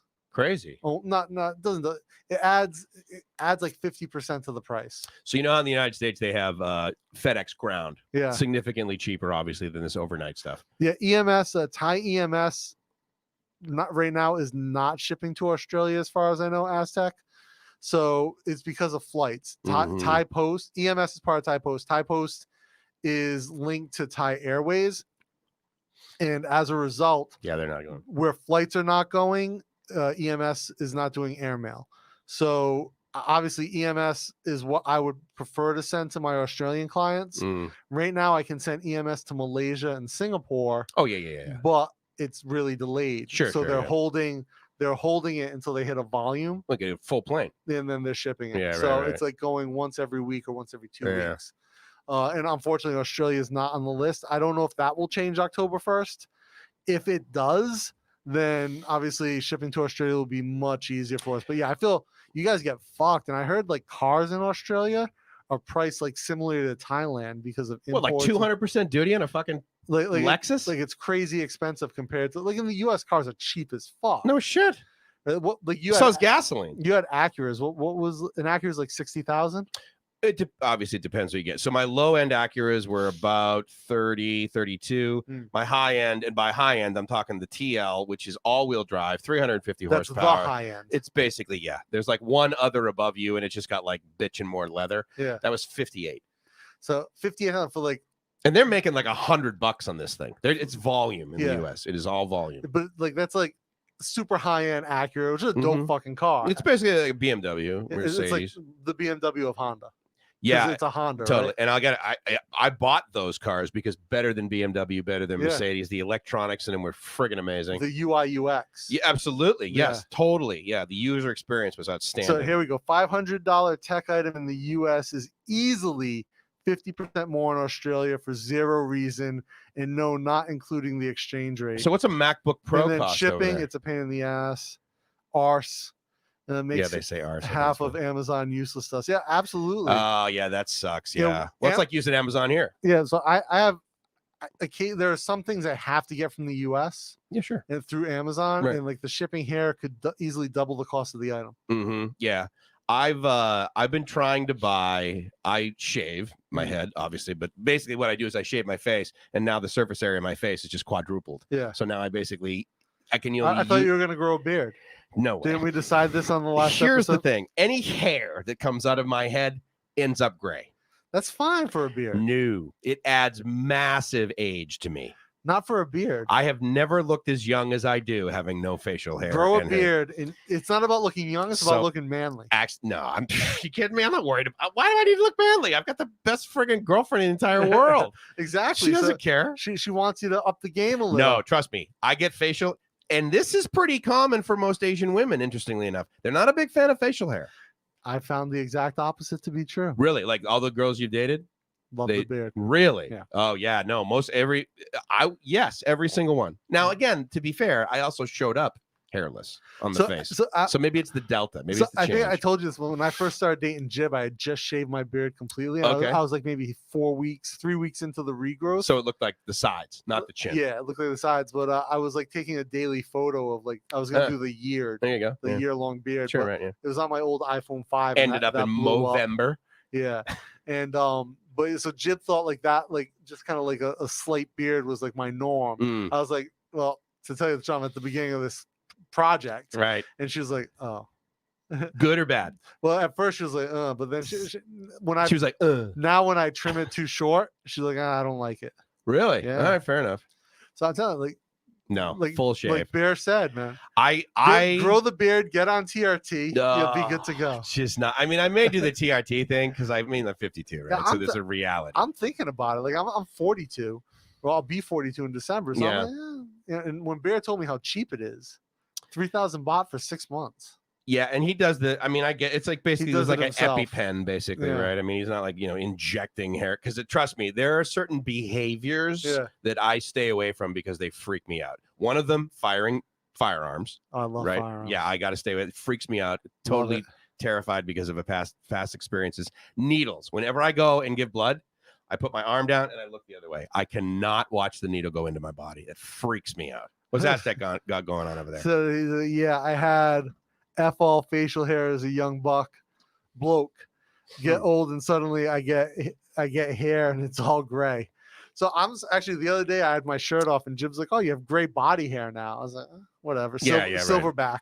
So Razorback Dana. So ERMD, my Thai wife wants me to shave everything. I found that Thai hair equals OB, uncleanliness. What is OB? Oh, for Thais, hair equals OB. Is there BO? Maybe it means BO. Body odor? Yeah, like odor. Yeah, maybe. Yeah, I here's the thing too. I also don't like facial hair.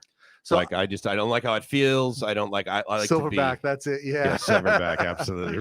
Silverback Dana. Yeah. That should be your because you have a show name. BO. Yeah, BO. Silverback Dana. Silverback. So you got to come up with something to me. Dana the Silverback. Yeah. How about Mike the Baldo, something like that. Baldo. Silver, shiny. So I've got a few grays in the beard. I don't mind. Yeah. But yeah, the gray doesn't bother me. I started getting gray inside at about 18. So I've got a few grays. When I grow my hair out on my head, I've got a few grays. No big deal. Yeah. Like I see dudes. I used to work with these two boomers at a Thai company here. It's kind of like a cult. You mean baby boomers? Yeah. Like, so they're older than you then? Yeah, they're like in their 60s. 60s, okay. And they're both basically useless, like most baby boomers. No, I'm just kidding. but Greatest generation, my ass! But these two guys were basically full of themselves and useless. Okay.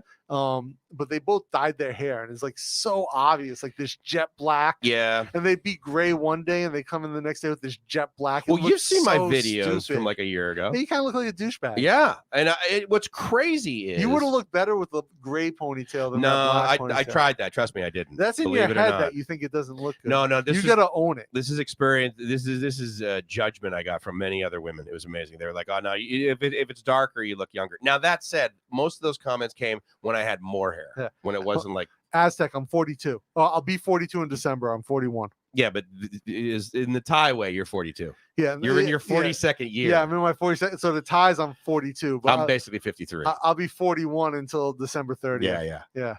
So I'm 53. Huh? What's I Cody tried got going facial on? hair and hated it. Stubble is all right though. Here's the thing, so we also have a beard balm coming out with Dapper Villains. That actually beard balm. So this is a product that I had sold in Malaysia and Indonesia quite successfully for a few years. It's like a wax kind of like lotion. Beeswax, shea butter, cocoa butter base with some other oils. Yeah. But it does soften the hair and lets it kind of grow out. Oh, so Aztec's 44, yeah, same age. So it doesn't itch. Yeah. Oh, but yeah. These two boomers. Yeah. Both fucking completely useless. Jet black, yeah. Jet black there, and one of them, the only reason he had a job is because he fucking married the owner of the company after he knocked her up. That can be strategic. Okay, yeah, the baby thing, fuck that. But I mean, marrying someone, that can be a strategic move. He's like 60 something with like a 15-year-old kid. Yeah, see that? I mean, I got the thing, so I can't, I'm like on the fence, like Jim and I don't know we want to have a kid or not, so it's like, well, yeah. I mean, if you don't, like, I was like, no. I mean, honestly, after I did it, I'm like, I should have done this 10 years ago. So after we make that call, one way or the other, then you're going. Either I have the kid and then I do it, done, or we say no altogether and then I just do it because you can get it done basically for free here. I actually got it done for free. It was an insurance, thing. You can go, Cabbage and Condoms has a fertility that's right, reproduction clinic. Yeah, because they donate all that money. It's donation, so you go in, a couple thousand or $1,000, whatever. Have you seen the procedure? I've seen video of it online, of course. I was amazed. They don't put you to sleep. No, it's like a local thing. But what's great, and so the woman who did it on me does 12 a day. Wow. Yeah, and just like in and out. And so they basically lift it up, numb it, snip it. No. Here's what's crazy is they take basically two like razors or like scalpels, right? And she effectively is like pulling the skin apart. And then what is it called? Vas deferens? Yeah. Whatever. Vas deferens. Yeah, it like pops out. So then she like pulls it out, cuts it, and then they basically smack each other's side with a soldering iron. Yeah. They like, what is it, cauterize or what is it? Cauterize. Yeah, cauterize. Yeah. With the corduroys. Like, do you wear corduroys? Cauterize. Cauterize? Yeah. Pangan.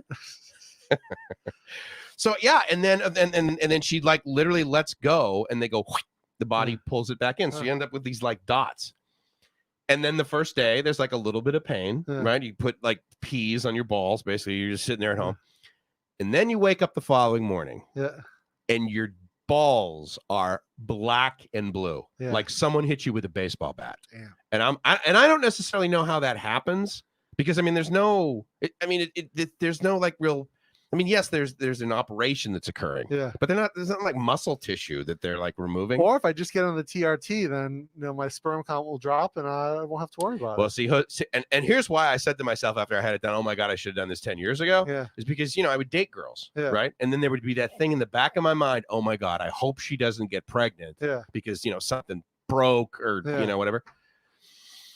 And that literally was probably one of the top 25 stressors in my life over the course of that thing. Because you never wanted kids.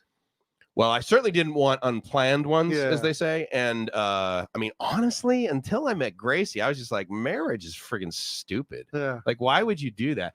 And I also, met Gracie, and she has a daughter. Yeah. Right. I mean, I also. So you got one baked in. And Gracie even said, she goes, if I didn't already have a daughter, she goes, I probably wouldn't, stay with you, because I mean that's part of what they do. Yeah. Part of what you do as a Filipino woman is you kind of want bang out kids. Yeah, but you want to have a family, kind of thing. And it's Jim, not just Filipinas. Jim has a daughter as well, so I got the 2-for-1 deal. Well, that's the thing. Yeah, and I mean, the way you talk about, you have a daughter. Yeah, you don't have a stepdaughter. You don't have jibs. That's the way I feel with Gracie's daughter. Yeah. I have a son. He lives back in the States with his mom as well. Yeah, and so he's 10. You're closer with 11. Your daughter here. Well, so I see her more, but me and my son talk all the time online. Okay, yeah. And bullshit and talk about video games. And he's like, "Have you seen the new trailer for Doom?" He's like, "What was Doom like when you were a kid?" I was like, Not like this. Yeah. Well, yes. There's no fucking CGI. We didn't even know how to spell that. Like, this could be a fucking movie. Yeah, no, dude. Watch the first Star Wars over again. Yeah. Like, what the? These people are incompetent. Get the old VHS before remastering. Yes, like, absolutely. I'm like, he's like, was it pixelated? I'm like, oh, you have no fucking idea. You have no idea. Because now if you watch Star Wars, it's just like, oh my, because we thought that was excellent. Yeah, well, they did the remastering, and it's still rough compared to today. Well, yeah, because all they did is clarify the imperfections. I mean, you see the shadows underneath the whole the Vaseline under that speeder. You look at, you're like, wait a minute. Yeah, I thought that was like 10 stories tall. They did that floating car by putting Vaseline on the lens and tracking. Seriously, manually tracking. Yeah, that's hilarious. But yeah, it's all like those little tricks. We were talking about Doom the other day, and I'm like, before Doom, there was Wolfenstein 3D, and then that was like the very first-person shooter, and then Doom came out, and then there was Duke Nukem, and then I was like, but like all of those pale in comparison to like Halo and Doom today. Yeah, I don't do any games online. I never have. I remember when like they first came out, like Atari and that sort of thing. I never was into that. I just, for some reason, it's just not interesting to me. So pixelated, that was cardboard. Wolfenstein was cardboard for sure. Doom is awesome. Interesting. Now complete to Ultimate Doom or Doom 3. Halo's what? Is that a Microsoft product? I believe Halo is a Microsoft. Wolfenstein, right? Dude, Wolfenstein blew my mind the first time I played Wolfenstein on my 486 SX. Who's making that? Is that Activision? Well, I forget who made Wolfenstein, but it was like the first-person shooter. Okay. At least the first one that I remember. And man, it was just such a fun game. It's a 46. That's like what, 98? Like 95. Wow. Okay. Yeah. All right. Yeah. And then Quake. Yeah, that's right. Quake. I forgot about Quake. What do you play now? Do you play? I don't play any video games now. Yeah, like occasionally I might open something up on my phone, but like I don't have the bandwidth. Our buddy David, he's into board games. I play board games sometimes. Do you? I haven't played since I beat David at his favorite game, Maneuver. Maneuver. So I was like, I'm gonna retire with a win over David. With a win, yeah. I'm gonna go out. As a champ. Laughs and then don't even have the because when Half-Life. Yeah, Half-Life was a great game. When I have like free time, that's like probably the last thing I ever think about doing. For now, when I have free time, I'm like, I gotta travel. I gotta go somewhere new. Yeah. And pronounce it incorrectly. Yeah. That's what's key for me. First PC he bought was a 486 SX 33 or 25 a kid. So that makes sense. He's 10 years younger than me. My first was my first as well. 486 SX, 25 megahertz, 1 meg of RAM, 1 megabyte of RAM on the board, and a 80 megabyte hard drive. Yeah, that's about running DOS 622 50.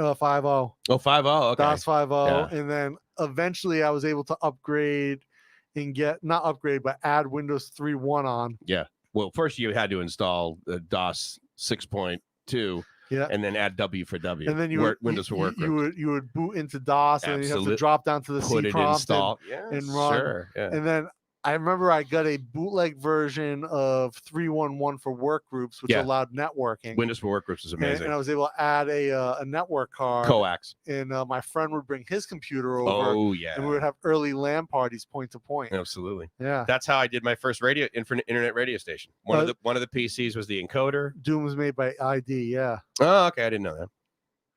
Dude, I've been drinking a ton of water. I got to take another break. What do you want? You want to keep going? Yeah. Well, what are we at? We're at 3.5. Yeah, so let's wrap it up. Good. Absolutely. We've been talking about a lot of stuff. I wonder if we should have topics that we stick on. No, probably not. For a live stream? I mean, who fucking cares? Yeah, who cares? We're trying to like build. Hey, you know what, you guys? Here's the thing. Share this because it would be really cool. I mean, I love talking with you guys, but it'd be really cool to have some serious interaction. Coax. Yeah, coax, baby. I was a coax guy, man. I was a telecom engineer for an MSO, so coax was my life in my 20s and 30s. I lived off that.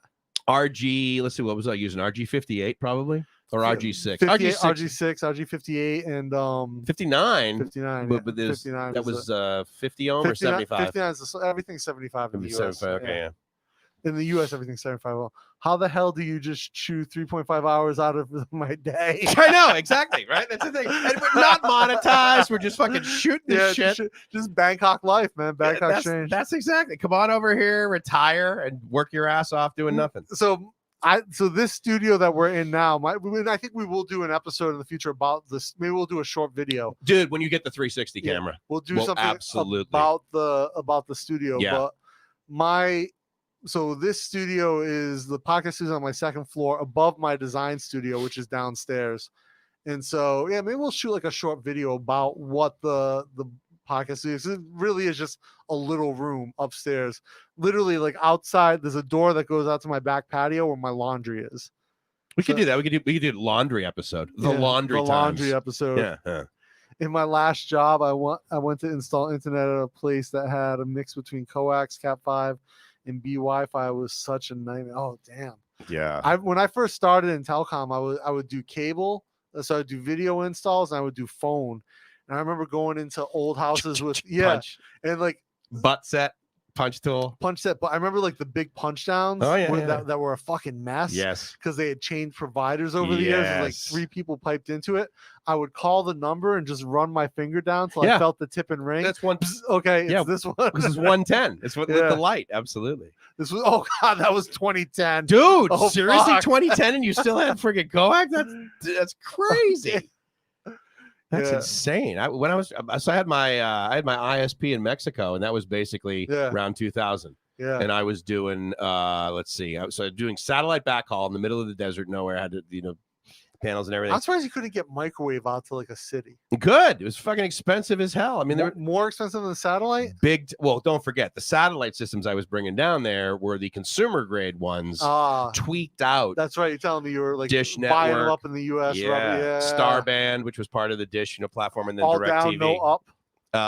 Yeah, pretty much. Although I could get 256 up, but no one gave a shit about VoIP, and they all just wanted to order stuff on Amazon. So I remember at one point Dish had a thing where it was satellite down, phone up. That was actually DirecTV that did that. Was it Direct? Dish had the full-on bi-directional. Okay, so I remember like this guy was like, so he's got a modem, he's got to dial into something, and then he's got to sync with it. I'm like, what? It was if you were in the middle of friggin' nowhere and you had really shitty signal, and also it was cheaper. Obviously, it not transmitting is easy. Anyone can put a received dish in. Yeah. But it was 64 up. Dial up. Can you imagine? 64K. Put a gun in my mouth. Right. What's I'd rather ship it EMS. No live streaming. Fuck no. not from a $2,000 MacBook. That's for sure. Oh, Cody used to do microwave in Colorado. Nice. Yeah. No. Oh yeah. Absolutely. Andrew dishes, dude. Those things are fucking amazing. So when I built the 3G network for Cox in Rhode Island, that was like my first big project. And like got to go on like all the roofs and like up all the towers. I did all like the backhaul gear. So I was doing the fiber rings on the backhaul. It was all ALU, Alcatel-Lucent, Metro E backhaul gear. And but all fiber or RF? Some of it was RF. All fiber coming in, but then all the RF gear was Huawei. Oh, and sure. Huawei handled all that internally. And then when the Department of Defense issued their first findings on Huawei, and making a suggestion that you not do business with them. What did you switch out to? Did you go Cisco? They dropped the network. Oh, and they just did fiber everywhere. No, so they dropped the whole mobile project, and they went MVNO on interesting. Sprint. Nice. So they dropped their whole build, went MVNO on Sprint. By that time, I had already taken the engineer position in Cleveland. Right, so I was out of the wireless game. Nice. All right, dude, I got to cut this off. I got to hit the restroom. We are. All right, guys.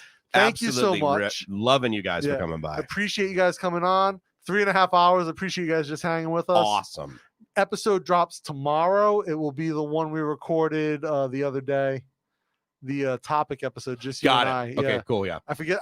I just I gotta export it and upload it, but I forgot what the topic 9 was. p.m. Bangkok time is 9 when p.m. you. Bangkok time is when the episode will drop, and then next week is the interview with David Asavanon and Bear Williams, the stars of Tremors 470. Tremors 7. What's it called? Something Tremors Island? 7, Shrieker Island. Shrieker Island, yeah. Live, goes out on Netflix October 28th. October 20th to 28th. Yeah. They still weren't sure. That's true. Okay. Yeah. Hey, guys, don't forget to go to shop.bangkokstrange.com. Buy some t-shirts, coffee mugs. We have coffee mugs coming, right? We have coffee mugs and shirts coming. Oh, dude, I'm stoked. That's going to be huge. All right, so you'll be able to see us rocking it. Until next time, guys, stay strange. Peace.